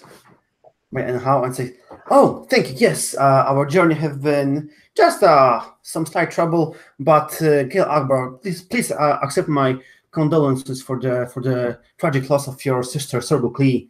The news have hit us recently, and this is like a flashback to some old games we played half a year ago, where some player played his sister, and he died." That's right. That's awesome. So yeah, Gial, he inclines his head and he says, "Yes, indeed. Sorga Clay was an excellent starfighter and a valued asset to our overall goals. I'm sorry to have lost my sister." Yes. Now coming back to the subject at hand, Einforta, I believe you do have something. Yes, Gil, it is an honor to meet you. I have been sent here by Lita Monmouth to bring you something, and I must bring attention to my comrades, including Rosk here, who we were beset upon by TIE fighters as soon as we entered the system, and our ship sustained quite a lot of damage. This incredible crew that brought me here has done amazing things to fend them off and hide from them to get here. And we covered our tracks. They do not realize that we have made our way to this particular destination. So I have this for you from Lita Monmouth, and she takes the holodisc from her pocket and gives it to. So Gial reaches out with his kind of weird, angry red Mon Calamari claw there, and he takes it from you very deftly. Throck and Bryn, the two of you. So Akbar's reaction to "we were attacked by TIE fighters" is immediate concern. The Verpine around, including Suskafu, they make like weird, nervous, chittering noises. And Sullen Gleck did not react. That was not a surprise to him at all. Like, he sees you guys glance over and he covers it while just looking back into his data pad and making notes.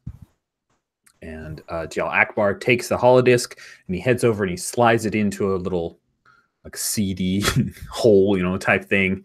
And the holoprojector pops up, and the holoprojector shows it was showing the Roche asteroid field. And he says, "Oh, let's see what you brought to me, my friend." And he inserts the disc, and the field disappears, and it's replaced by a woman that looks a lot like Mon Mothma, much younger Mon Mothma, quite attractive human female. And she says, "Greetings, Gial. As you predicted, the Nebulon B escort frigate has put an end to our supply raids. Your report that the Shantipole project nears completion could not have come at a better time. The rest of this message is for your eyes only, Commander Akbar, and for the agents who delivered it to you. Please pause the holodisc until all other personnel have left the area." And Akbar reaches out and he presses an amber button, and the image of Lieta Mothma freezes. And he turns around and says, "Well, you heard them. Suskfu, please escort the staff." And Suskfu turns and he looks at Pollard, and Pollard nods like, "Okay, sure." And they all start to filter out. And Lieutenant Gleck says, "I will remain here, of course." What do you do? He wasn't named as the person. He's not one of the group, right? Lieta was clear. She said Akbar and the agents who came here. Yeah, I'm obviously like pretty young and probably speaking out of line, but I say, sounds to me like that message was pretty clear about everyone else leaving. You look to Gleck, and I stand next to the Trandoshan to like have that extra. Nice. And I'm standing near the guy who has a laser sword, motherfucker. All right. Awesome. Cool. I think you are. Let's see. Is there a move that we can hit? Because it's a playtest, so I like to lean towards moves so I can. I don't see. Isn't there like a manipulate or something? Yeah, persuade or manipulate. There is a persuade or manipulate. I was just wondering if there was an intimidate, and it doesn't look like it. Looks like I would roll into persuade or manipulate the thing. Yeah. All right, cool. So it sounds like you were trying to persuade this guy to just leave the room and not cause a ruckus. So that's plus. Can I help out before we go any further? 100% can. Excellent. You've got a laser sword. Yeah. So I just like I just open my battle guard, like my trench or something, just to make things apparent. In case you didn't know what this handle's for. This is not a part of a camera tripod, motherfucker. This makes lasers come out of it and stay there for cutting. All right, cool. Go ahead and roll plus presence. All right. That's a 0 for presence. 9. Okay, on a 9, then you can push it to a 10 if you would like to roll. It seemed like you were doing it through bravado or toughness, Throck. So why don't you roll with guts? Sounds good.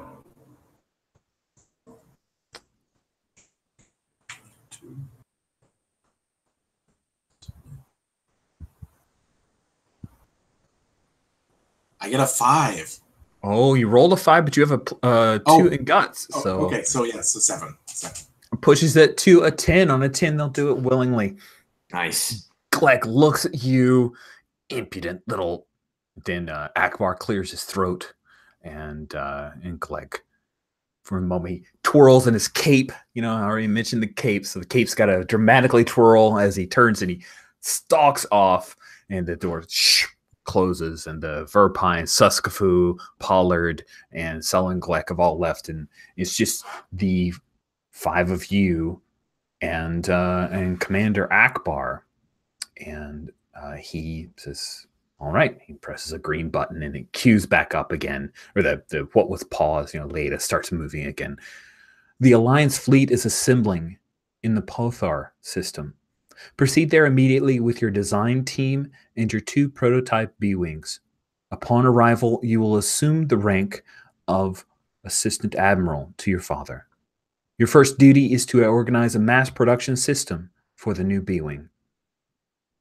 To the agents who delivered the disc, thank you for your service. The Alliance owes you a great debt. I must now ask for you to perform another service for us.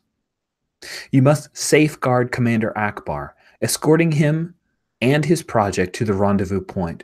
The location codes are embedded at the end of this holodisk. Do not take this duty lightly. Our agents suspect that there is an Imperial informer on the commander's staff. To Commander Akbar, allow these agents to bring you, your team, and the prototypes to the rendezvous point. Trust them as I do. I apologize for the heavy-handed precautions, but we could not risk interception of this message. The new starfighter is too crucial to the survival of the Alliance. Proceed to the rendezvous point with all speed, and may the Force be with you. And then hyperspace jump coordinates replace Lieta Mothma's image, and the holodisk shuts off. Commander Akbar seems troubled. She believes that my staff has been infiltrated. That is bothersome. Very well. I always maintain a go bag, and my staff travels light. Are the rest of you ready to travel, or does your freighter need repairs or refueling? I believe that the refueling is being taken care of as we speak, and all the field repairs we have done on our way here, so we are ready to leave. However, this inside agents kind of bothers me. And any thoughts who it might be? Gale? Or I like pose this question to like openly. Anyone jumped on? Anyone has any ideas who this insider can be? Yes. Gio, what team were you planning to bring with you? Who is your staff exactly that you're planning to bring with you? I think it would be important that we vet them before we actually undertake this journey and reveal what we're going to do. Well, I have identified a number of Verpine who will assist us and allow us to increase production. The Verpine are incredibly skilled technicians. Pollard has served with me for at least a decade in various research opportunities, and Lieutenant Selengleck came very highly recommended. It will be difficult to suss out who this traitor could be. I think that if we can keep our eventual destination between the people in this room, we can proceed with evacuating. We can proceed with taking the B-Wings that are currently in prototype status and head to the jump coordinates. Well, that will involve transferring the jump coordinates to the B-Wings. I think it's really critical that we try and figure out who this informant might be before we do that, don't you?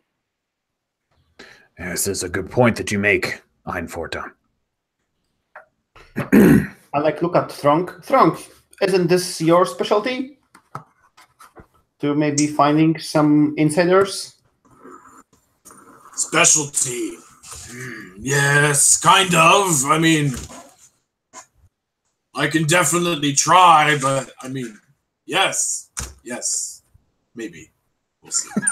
At the very least, you'll have a Truscan proverb. Trandoshan. Yes. Oh wait, I had one just for this. It is true that you will learn the truth as it emerges from the rose thorn. Awesome.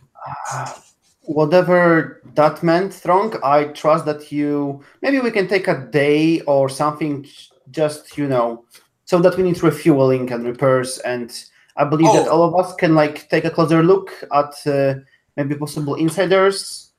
I can quite possibly run into the city center or whatever the equivalent is in this space and ask questions. I'm not really sure if asking questions to the public is advised, but Master Thrunk, I have complete trust in your abilities, so. Thank you. I'll see what I can do. And I need to scrounge up some supplies because we are awfully low. If we run into some troubles, we should definitely get some more supplies for our way. Cool. So as you guys talk about resupplying, taking some time to interview the staff and making sure that you have ferreted out who the mole could be, is there anyone else who wants to throw in a conversation before? Well, all the biologicals were talking. I'm going to interface with the systems and just find out who it is. Because I'm sure they're sending information off to, their Imperial contacts using the communication system. So let's just figure this out. Oh, okay. that makes sense.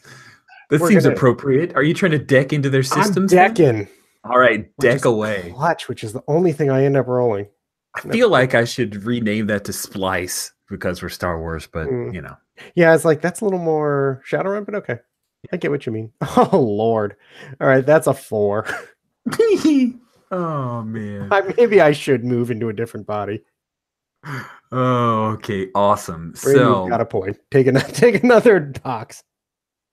Wow. So you waddle over, and I somehow, even though a power droid doesn't have one of those, the little, I don't even know what you call it, but the little thing where you kind of go in and you start spinning around the little discs. Star Wars USB.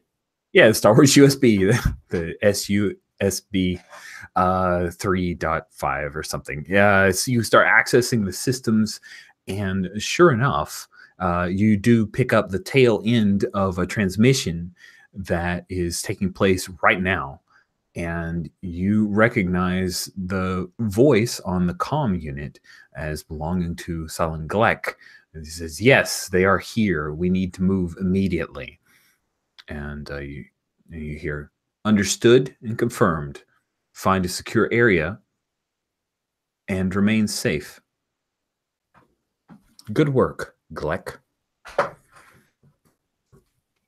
Like what do you do? They call him by name just to be sure. This is Star Wars. I can be that over the top. No, that's totally appropriate. Okay. Disconnect quietly. The probably suspiciously, but everyone is busy. And I'll head over to Rosk. Actually, who has looked the most suspicious of Gleck so far? I think Brandon Throck got in his face a little bit. But Einforta was questioning him. That's true. Everyone has been a little bit suspicious. I mean, to be he's fair, he's gotten on everyone's bad side a little bit. It's the eye patch. Always distrust the person with the eye patch. Sadly, Pollard is a human with the eye patch, and the Sullen Gleck is just a Quarren with no eye patch. He has both eyes, so he's okay. He's just the one who looks kind of like a Cthulhu. I was gonna say that's the one you don't want to trust. I think I will tell Rosk, mainly because I feel like he's most likely to believe me. Bryn will just doubt the information, and Throck will give me some sort of aphorism and probably yell at me. So I will go over to Rosk and just be like, "Yeah, it's Gleck." I think if you start beeping, and anyone who understands droid will hear it, and just like, how do you know it's he is the traitor? Do you say that? Yes.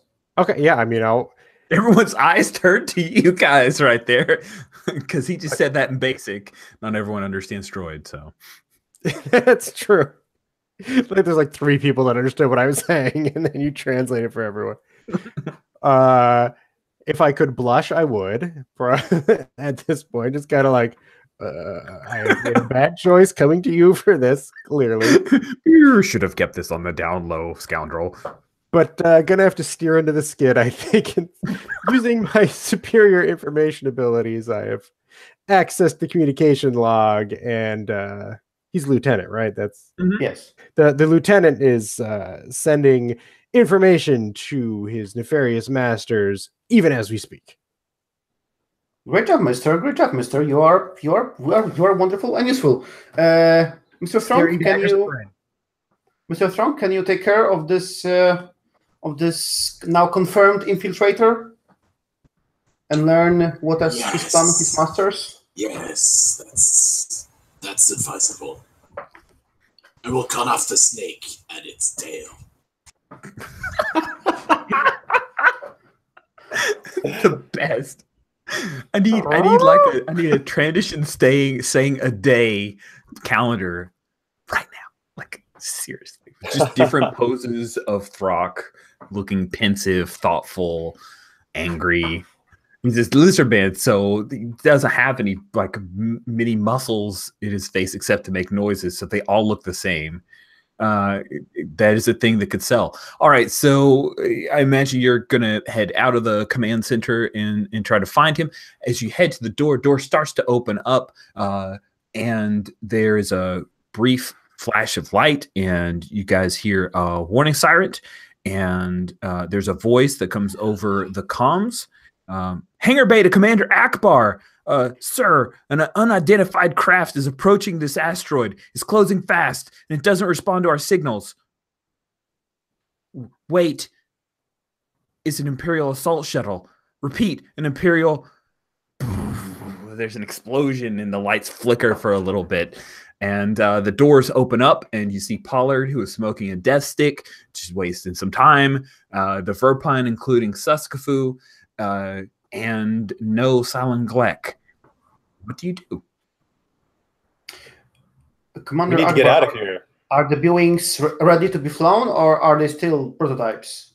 They're still prototypes, and they have not been loaded with any weapons other than just a few prototype torpedoes. We need to call an evacuation if the Imperials are here. Until he goes over and starts to broadcast emergency evacuation. All personnel immediately report to the lifeboat bay. This is not a drill. And then the base shudders as the assault shuttle continues to bombard. So, yeah. What do you want to do? So we've got B-Wings, 2 prototype B-Wings that are not fully armed and armamented. There are... Akbar will inform you guys that he does have some Verpine who could pilot it. But they've only done so in training missions, and they aren't a very violent species. So I have my doubts about their ability to pilot in combat situations. Yeah, I'm like Admiral. With all due respect, Bryn Selig, Fury Squadron. I think I could fly one of these things. I've got a lot of experience piloting. With your permission. Fury Squadron. I've heard of your abilities. Absolutely. It's a 2-man configuration, so you will need a co-pilot. Great. Will it fit an astromech? Is there space for an astromech? Oh, do you get your hopes up, mister? You could fly in a B-Wing. No, I have no illusions. Yes, I believe that we can retrofit it for an astromech. It will be a little, well, it wouldn't be uncomfortable for a droid, but you understand what I'm saying. And with that, Suskfu will come in and he will lead you towards the hangar, basically the aft hangar that has the 2 prototype B-Wings that are currently. Before they go, Rusk will catch Bryn by the shoulder and just say, "Bryn, we need those B-Wings in one piece.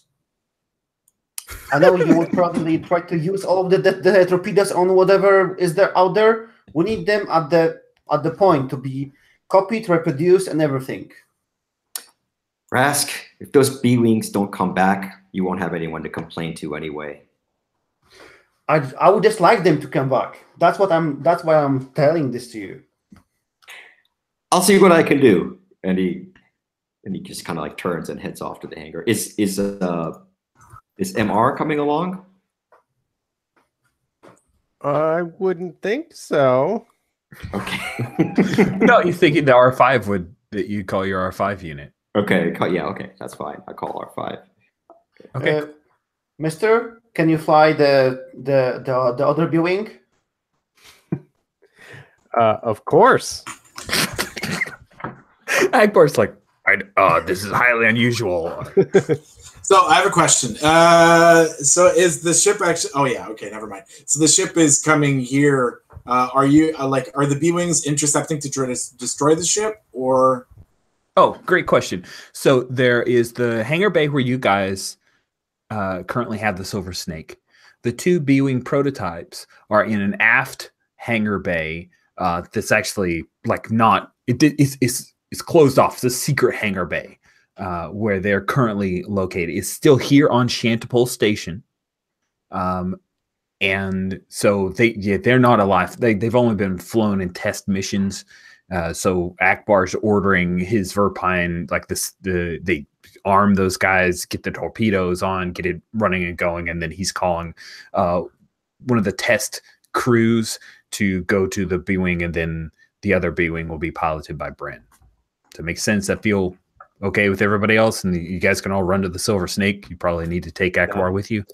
Yeah, take Akbar to the Silver Snake, and he'll take Pollard as well, I assume, and some of the other Verpine with him.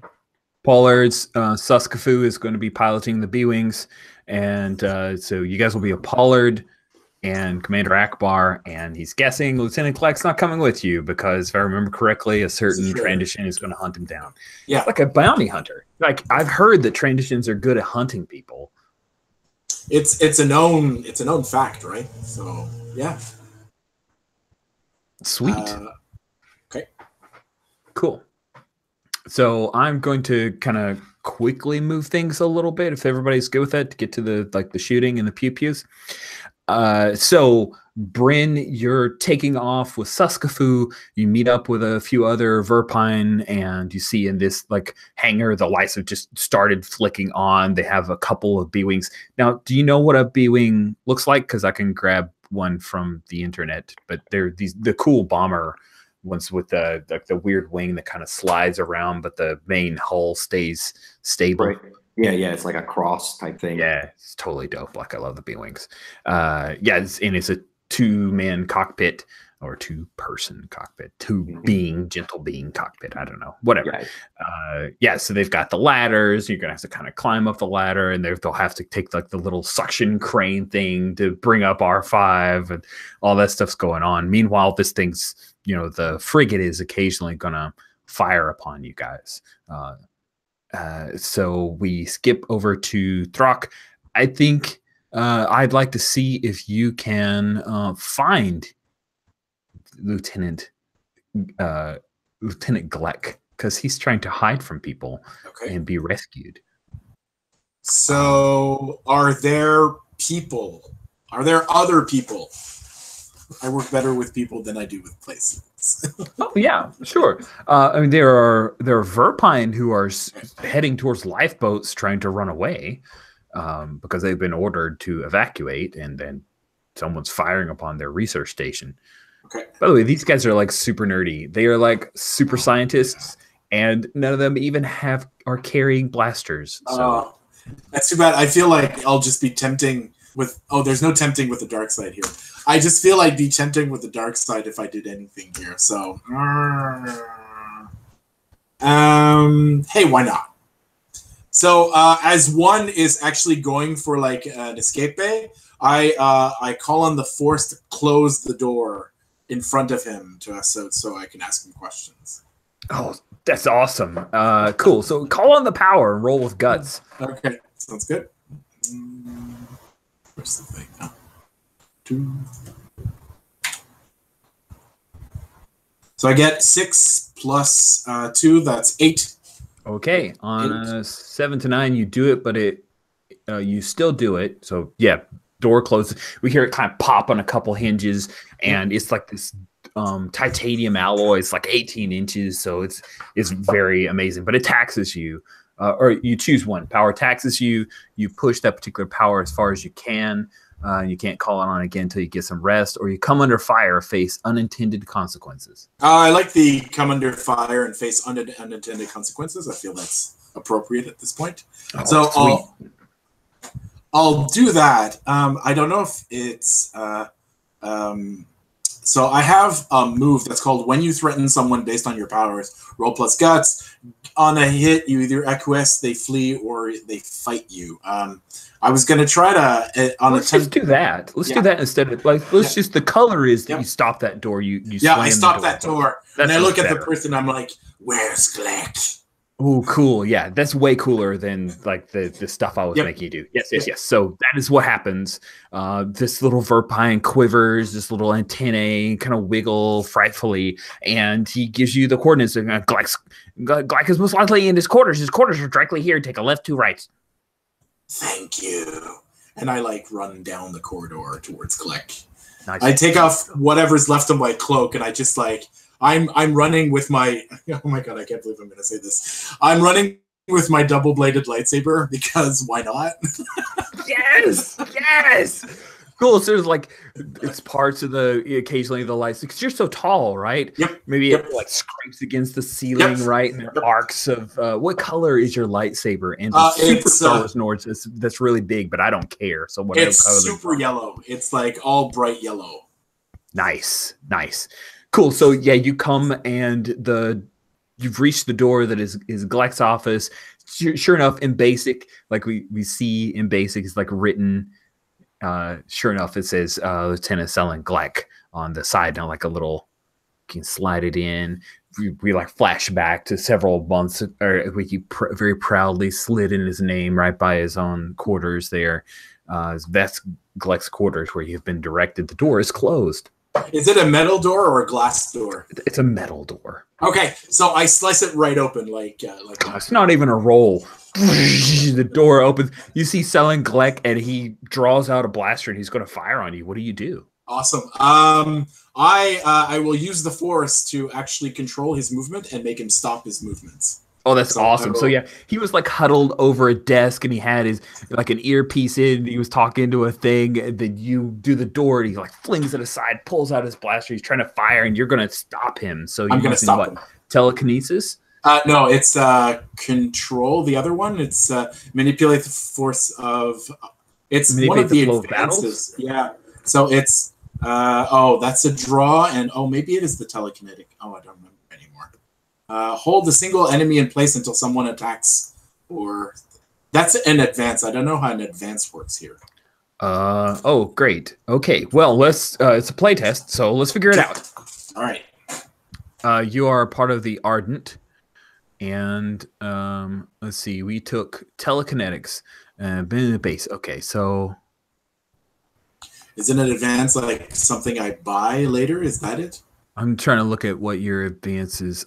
See if it's a thing like you It's can with advance. powers. Begin with 2 powers at the base level. When you level up, you may up your power as your advance option. If you do so, take a new power and 1 advance on an existing power.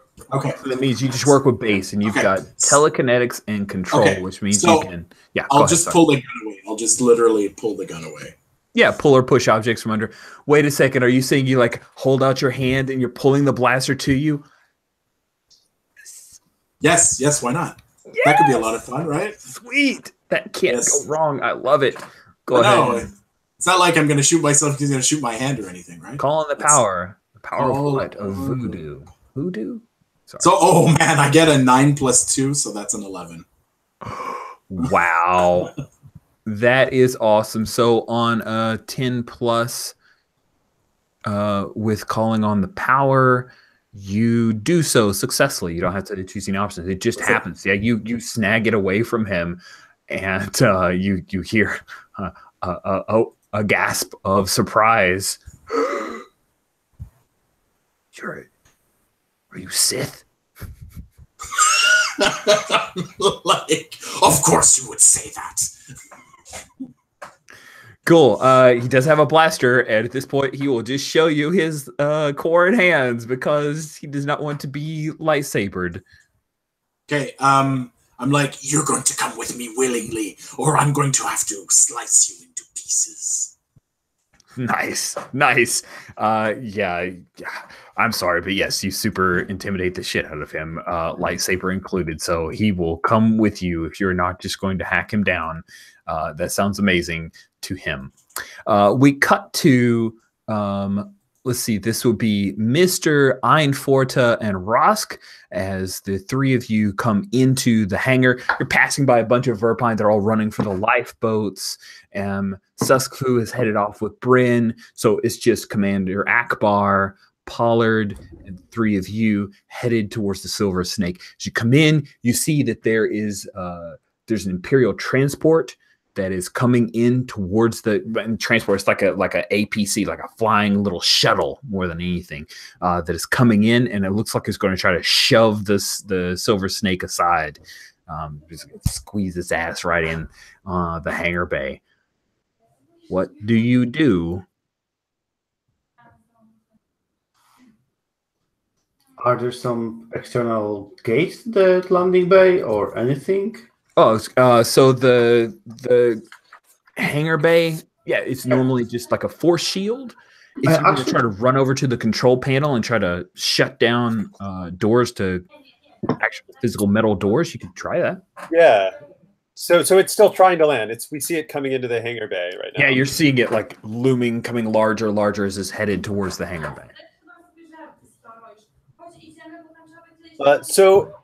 I have this. I'm not sure the best way to spark this move, so I'm just going to call it out. Which is there's this move called Gaze in Wonder, which looks really awesome. Which is basically it's kind of like you can find something that eludes you by. So I feel like Einforta is going to try and just take in everything crazy that's happening right now. The Verpine running around, this crew coming in, all of this crazy rocky asteroid that we're inside, and just try and do this like gaze in wonder, try and see what's going on here. Something that'll be useful. Roll plus guts. All right. So, with guts I got an 11. Oh, wow. Okay, so on an 11, you lose yourself in the grandeur and find something that's been eluding you. Clear a condition and take +1 forward. Cool. So you don't have. Oh, you should have cleared pissed off like earlier. So we'll go ahead and Yeah. do that for you. And you get to take +1 forward. You may want to make a note of that. You may not get another die roll in this session, but that'll carry over to the next session. So you gaze in wonder and. Here's what you get, Ein. So you are worldly, cultured. Not only have you studied other species and are a very cosmopolitan person, you also happen to be pretty quick about imperial tactics. And you know that such a hard move here on Shantipole, and the fact that the Verpine colony, the Roche asteroid system, is technically under imperial control, that it is entirely possible that the existence of these Verpine on this rebel facility is going to cause them a great deal of they're going to be in serious trouble. Verpine is it? Yeah, there will be people are going to be the Empire's shit list after this. Yes, and the fact that there is a frigate here means that the Verpine are in a great deal of danger, and it's entirely possible that this is only like the first excuse that they need to really lock this place down. I mean, they may even, that Alderaan was made an example out of. So, yeah, that is the insight that you gain. That's a hard insight. Okay, good to know. Sorry. Cool. So, our scoundrel, you really wanted to try to make a run for the control panel? No? Nope. I'm just like looking. I'm just like staring at the Mister. Mister, anything? Close the gate. Just I don't know. Yes, Mister. Do you have all the tools? Let's just. Don't I did not think I was here. I wanted to check with that because before you said, "Can you fly a B-wing?" and I was like, "You bet I can." Oh, that's true. So, what do you want to do with Mister? Do you want him to be flying the second B-wing, or do you want him to be here going the Silver Snake? I should have checked in. It's completely up to you. Hey, you said fly a B-wing, and that's something I am not qualified for. So let's do it. Okay, that's amazing. That is so rascal of you. Okay, cool. Mister's not. Is our astro computer on the ship has been fixed on the Silver Snake? Nope. We might need some help with that. Oh, it means we are stuck here. Well, it's a high action moment. This will be a great thing to discover after the fact. Wait. I thought you had an astrogation computer. No, it got blown out. Awesome. So you guys are running forward. And so based on time, here's where we're going to bring ourselves up. The Silver Snake, the engines are firing up because R5 had set that sequence to go. So they're not firing up to take off, right? But the R5 unit had keyed in the sequence to do all the pre-flight checks to get Silver Snake ready to go. There are a number of Verpine that have climbed on board. Akbar and Pollard are headed with you guys. You're running for, and that's when the shuttle comes right inside, shoves the Silver Snake aside, skids aside, and it comes in hard into the hangar, and the doors are opening up as stormtroopers are going to come piling out. And that is where we will end today's session. For you guys, we go flash over to the B-wings as the kind of the suction thing that carried R2 is, I'm imagining that is what's dropping R5 in, and then it comes over to Mister and puts him in. Suskafu is going to be your co-pilot, Mister, and you guys are starting to take off. Luckily, you're in a secret area, so the doors open up and it's clear sailing. Like, you don't see any TIE fighters or anything yet. So you guys fire out and the B-wings will be taking off into space. And with that, we will end our session officially. We have an end of session move to do, and then I like to do feedback after that. So that's why I wanted to end a little bit early so we can get through all of that. End of session. Mark 1 XP as a group for each of the following conditions that you have met. Did you take on fearsome enemies? you took on the TIE fighters and talked them out of that. You've taken on Sullen Gleck is definitely an Imperial spy. You took him on. What do you guys think? You think that qualifies? I see some yeses and some nos. Yes. I think at what Throck did to Sullen Gleck, that alone counts. Sullen Gleck pointed a gun at him. Yeah. Throck just made it look easy. All right, there you go. So 1 XP for the whole group. Did you learn something new and important about the galaxy? Learn about this new species that I've met before. Cool. And about the I learned a lot about relationship with the Mon Calamari and the other, I forget what it was called. Warren. Yeah. Good. And then I'm selfishly going to say you learned about the creation of the B-Wings, which you as players already knew about. But this is the point in Star Wars RPG history where they were introduced. So I'm just going to selfishly say, yes, you learned about that. And good. So 1 XP for everyone there. Did you learn something new and important about the characters? Yeah, there are the little bits of tension that have been like building up from the last session. They kind of came to a head. Also, the 2 droids, that whole situation. Man, droid on droid action. And I think that even though there's still a lot of tension around who's in control of this mission, Iron Forza has gained a lot of respect for Rosk. Rosk's first landing the craft on the asteroid, and then hearing the story from Rosk to Commander Akbar about how Rosk has clearly been deeply involved in the rebel cause for a long time, and is really in touch with what's been going on and the sacrifices. So Iron Forza has learned a lot in that regard. Okay, cool. That's great explanation for everybody to get 1 XP. So a total of 3 XP. And then everyone has a trigger in your playbook. That should be on row 52 for everybody. So we'll walk through, starting for Rosk and working our way backwards. Rosk, at the end of the session, mark 1 XP if you use deception or underhanded tricks to your advantage. What do you think? Well, again, the only time I used anything is I like to those X-Wings. To the TIE fighters? You did. Yes, That's I like to. It's the only time you get to lie. You're totally truthful with everyone except for TIE fighters. That is an XP. Ein Forta. At the end of the session, mark 1 XP if you win against your family's interests or sacrifice something for your cause. Oh, you're muted. Yeah, I almost feel like it's too easy just because my family is like very involved with the Imperial, with the Empire parts of my family.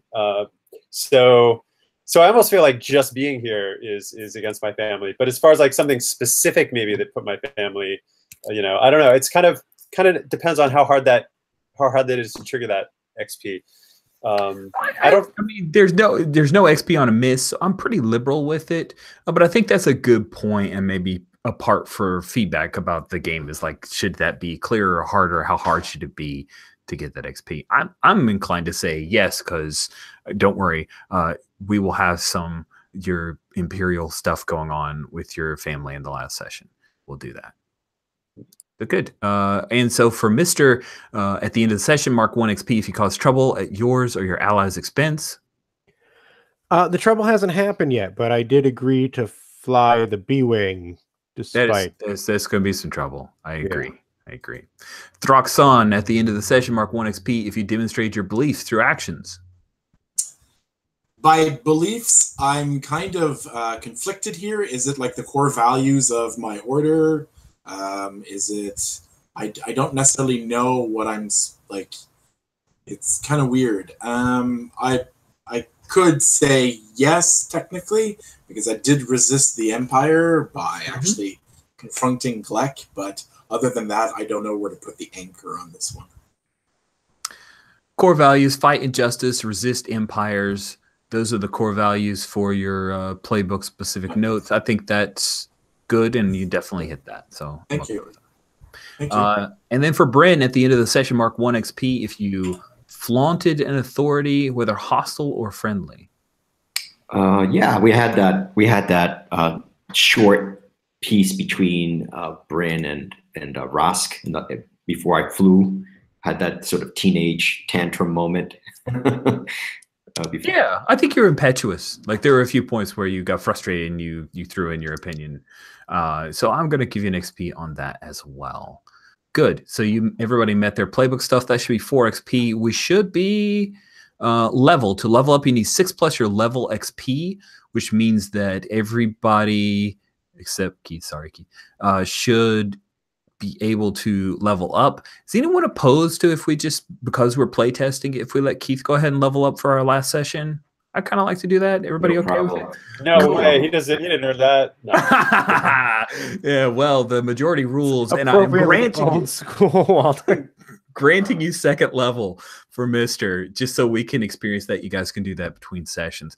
I'd like to take a quick, like literally 2-minute bio break, and then we're going to do roses and thorns.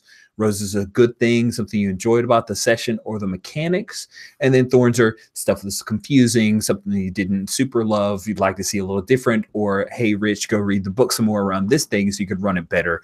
Those are totally legit thorns that I'd love to hear from, but I've got to have a quick bio break before we do that, so I'll be right back in 2 minutes.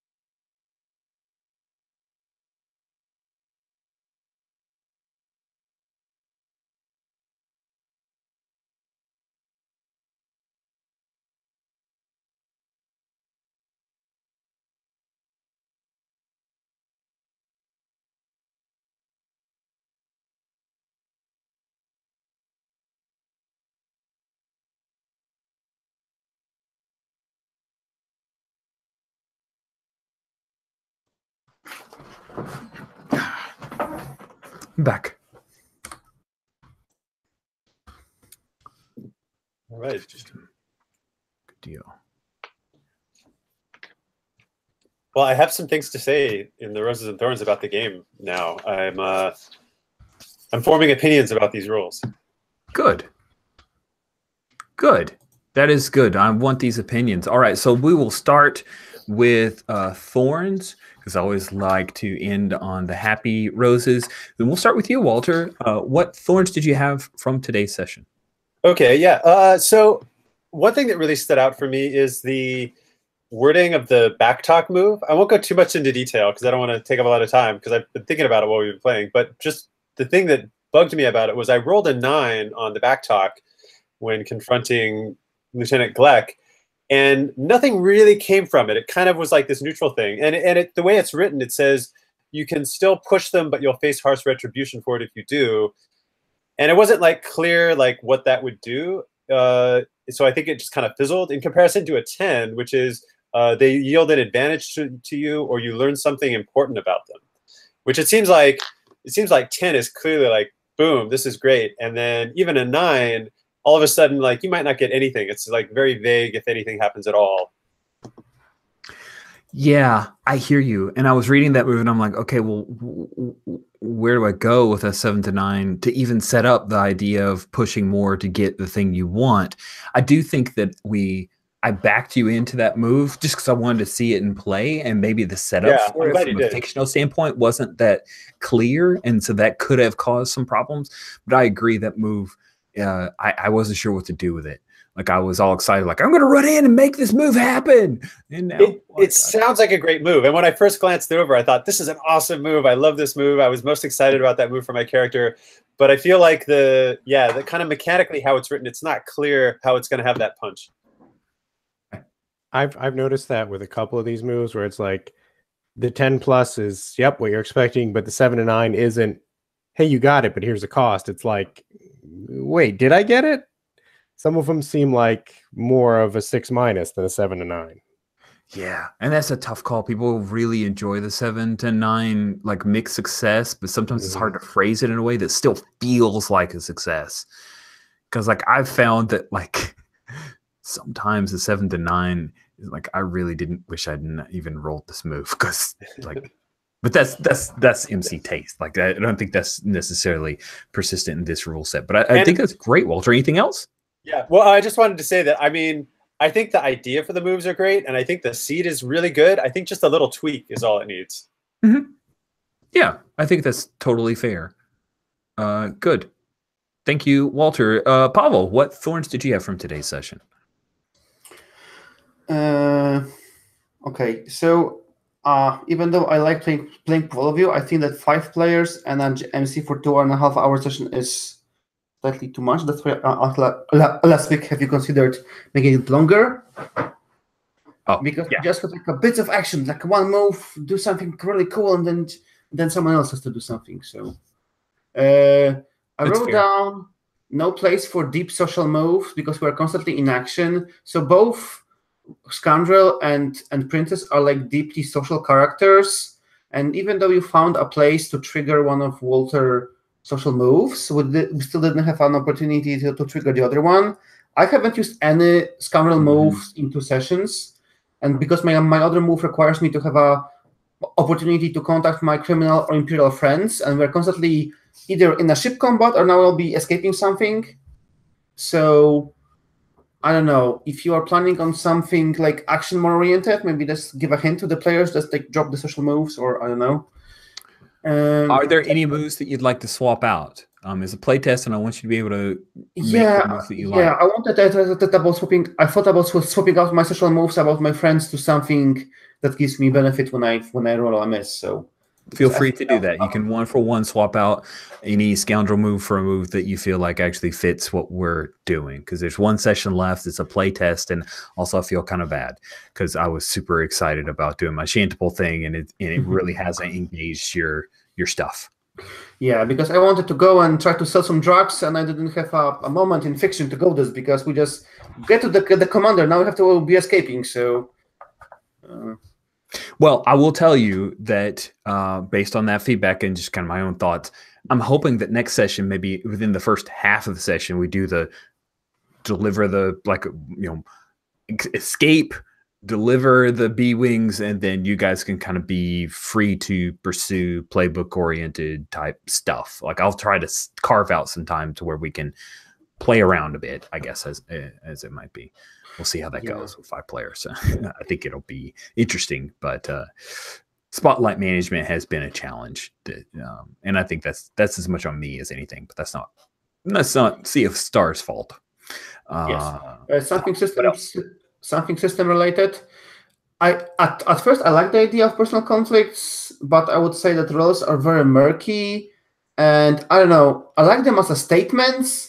But then you have to like mark boxes, and I don't know, it just doesn't feel so much fun as I thought it would be. They are fun as statements, but I'm not sure about the mechanics surrounding personal conflicts. Okay. So that's my thought. Maybe I think Lowell has more fun in his like statement when you highlight a certain problem that is defined over there.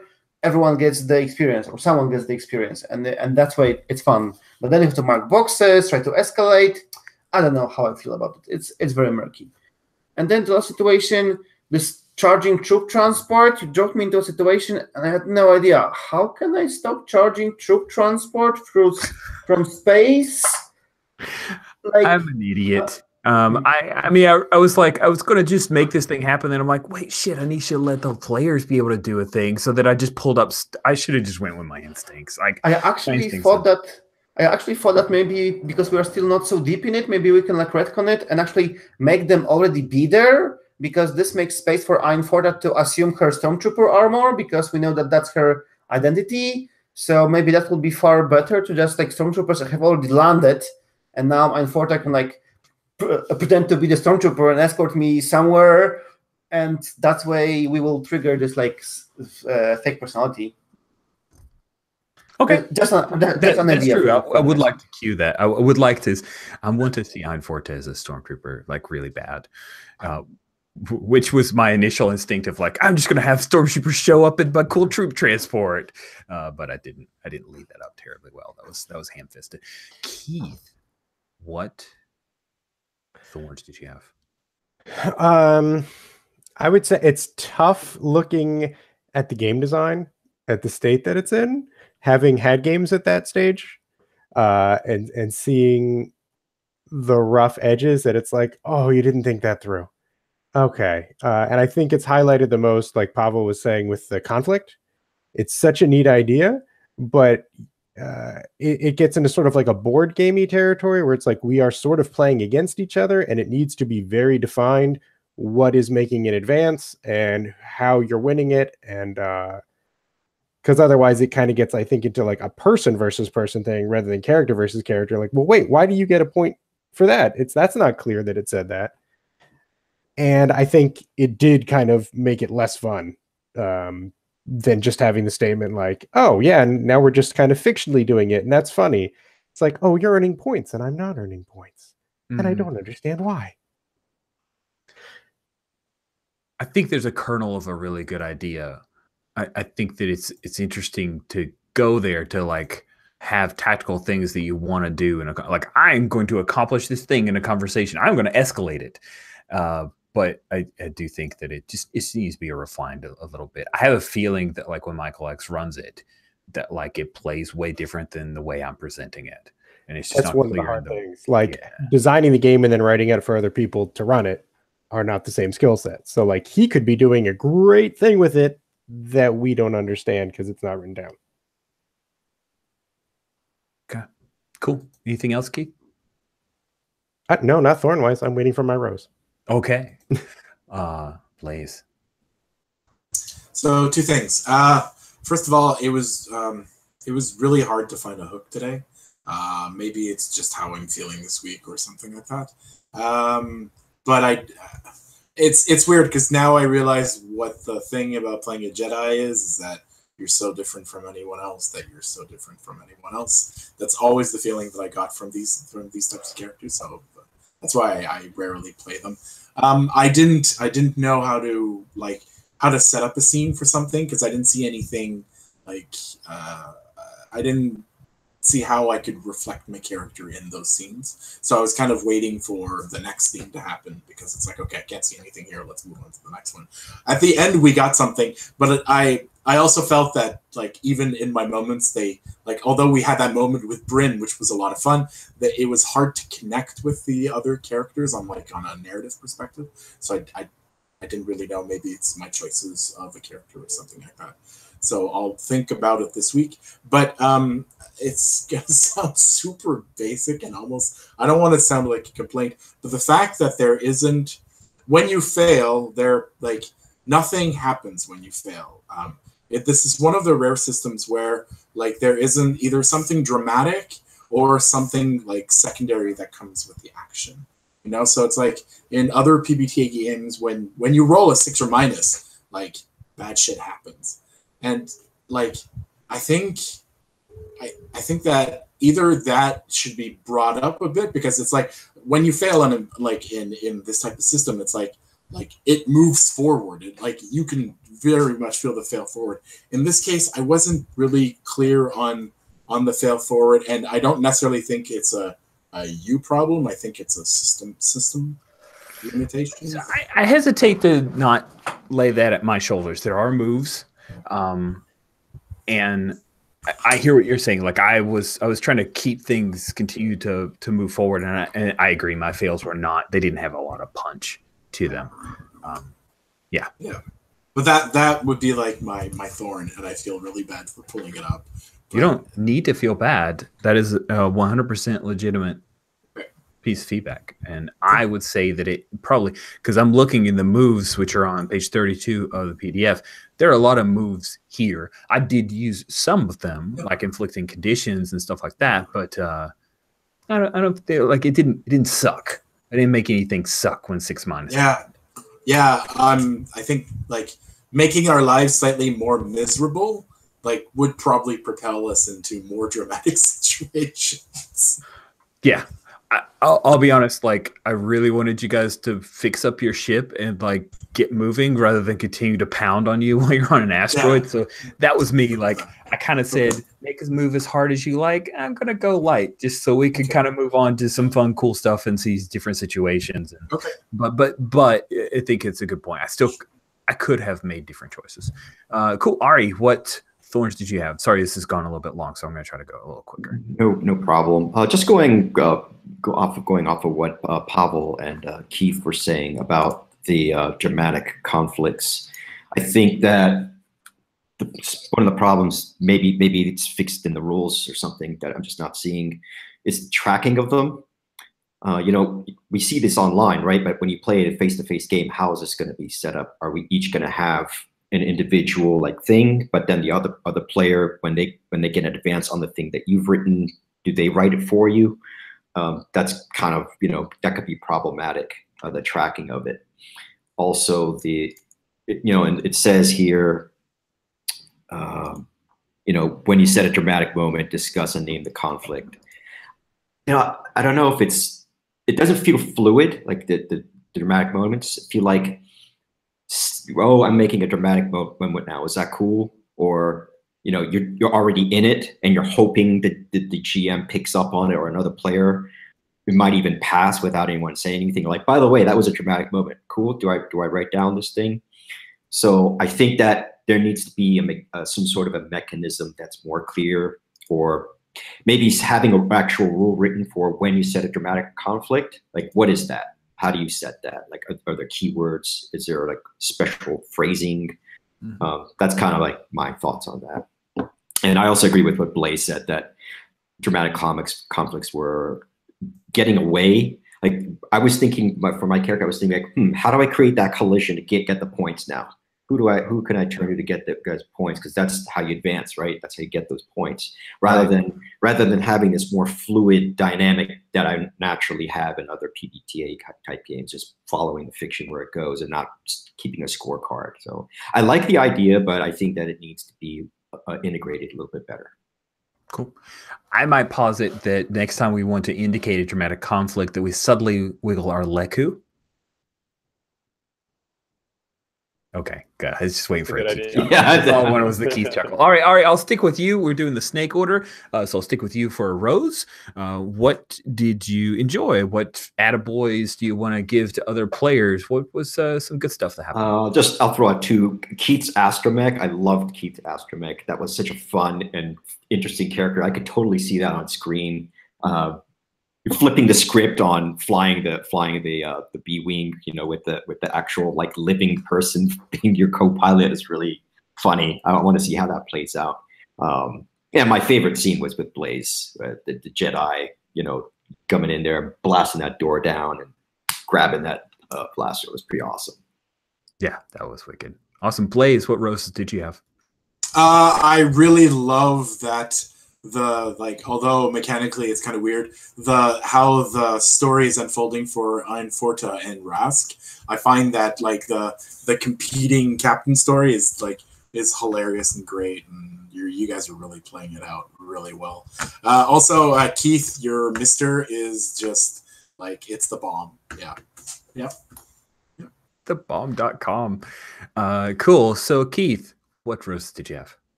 I really enjoy the character interaction. Like, it isn't just given what the setting is. it could just be real goal oriented, like we need to go here and do this, but we're getting like the misfit space friends hanging out and bumping against each other stuff that I'm really enjoying, and seeing how they manage to coexist, especially in the small spaces that they have had to occupy. Cool. Thanks, Keith. Paolo, what roses did you have? Of course, I enjoyed Mr. as the character, and I enjoyed how you and Ari managed to like phrase this conflict between the two droids, one trying to be the mentor, the other one. The entire like characters and this conflict was really fun to watch. Blaze, your comments about some Jedi tricks are like, unless you think like what it was supposed to mean. It was like so crazy, like really like if Yoda was talking to me and I'm like, what did he just said? Like, I don't get it, but it's fun. It's very good. Yeah, and Rich, I like that you push the game even on misses, because yeah, like you said, we could have been easily like stuck in space with engines broken and then what then? So it's really up for you for pushing the game forward and then just bringing the complications. Yeah, engines do work, but you have one hull and you have two TIE fighter coming in. What do you do? So it was like always like something to push the game forward. So that was really good, even on misses. Thanks, Paolo. Appreciate it. And last but not least, Walter, what roses did you have? Yeah, so I want to say that I agree with what everybody brought up as a thorn for the dramatic conflicts, and I was kind of torn. Do I want to bring that up as a thorn or as a rose? Because I have really mixed feelings about it. And partly maybe I'm loving the dramatic conflicts just because we all have really great characters, and I think all of us as players are really bringing it. And maybe it would have happened even without the dramatic conflict rule. But I do think it's interesting, and I feel everybody's talking about it feels a little clunky in parts. But you know, like it's kind of like a little too gamey in the way. But I also feel like in a way it's really fascinating that it does really kind of bring forward these conflicts in a way that I feel gets lost in some other PBTA games. You know, it really kind of pushes it forward, and I think that's interesting. So I'm curious to keep playing with it. I feel like there is this like seed of something special in the dramatic conflict system here, and I'm hoping if, you know, as we keep using it, we'll you know, pull out the wheat from the chaff and you know, and continue to refine this little gem. Cool. Thanks, Walter. Guys, quick rose for everybody. I really enjoyed everyone's engagement. I like the teamwork. I like how you guys were angling towards dramatic conflicts, being game about jumping into a beta. Hey, that's cool, Rich. Let's angle for this move, even though fictionally maybe it's a little wonky. I thank you so much for that. It's been super helpful for me, and I have had a great chance. Thanks for joining us, Keith. I can't wait to see you guys, all of you, next week. It's going to be a super fun as we bring this thing to a close. So thanks, everybody, and we'll see you in a week. Have a nice week, guys.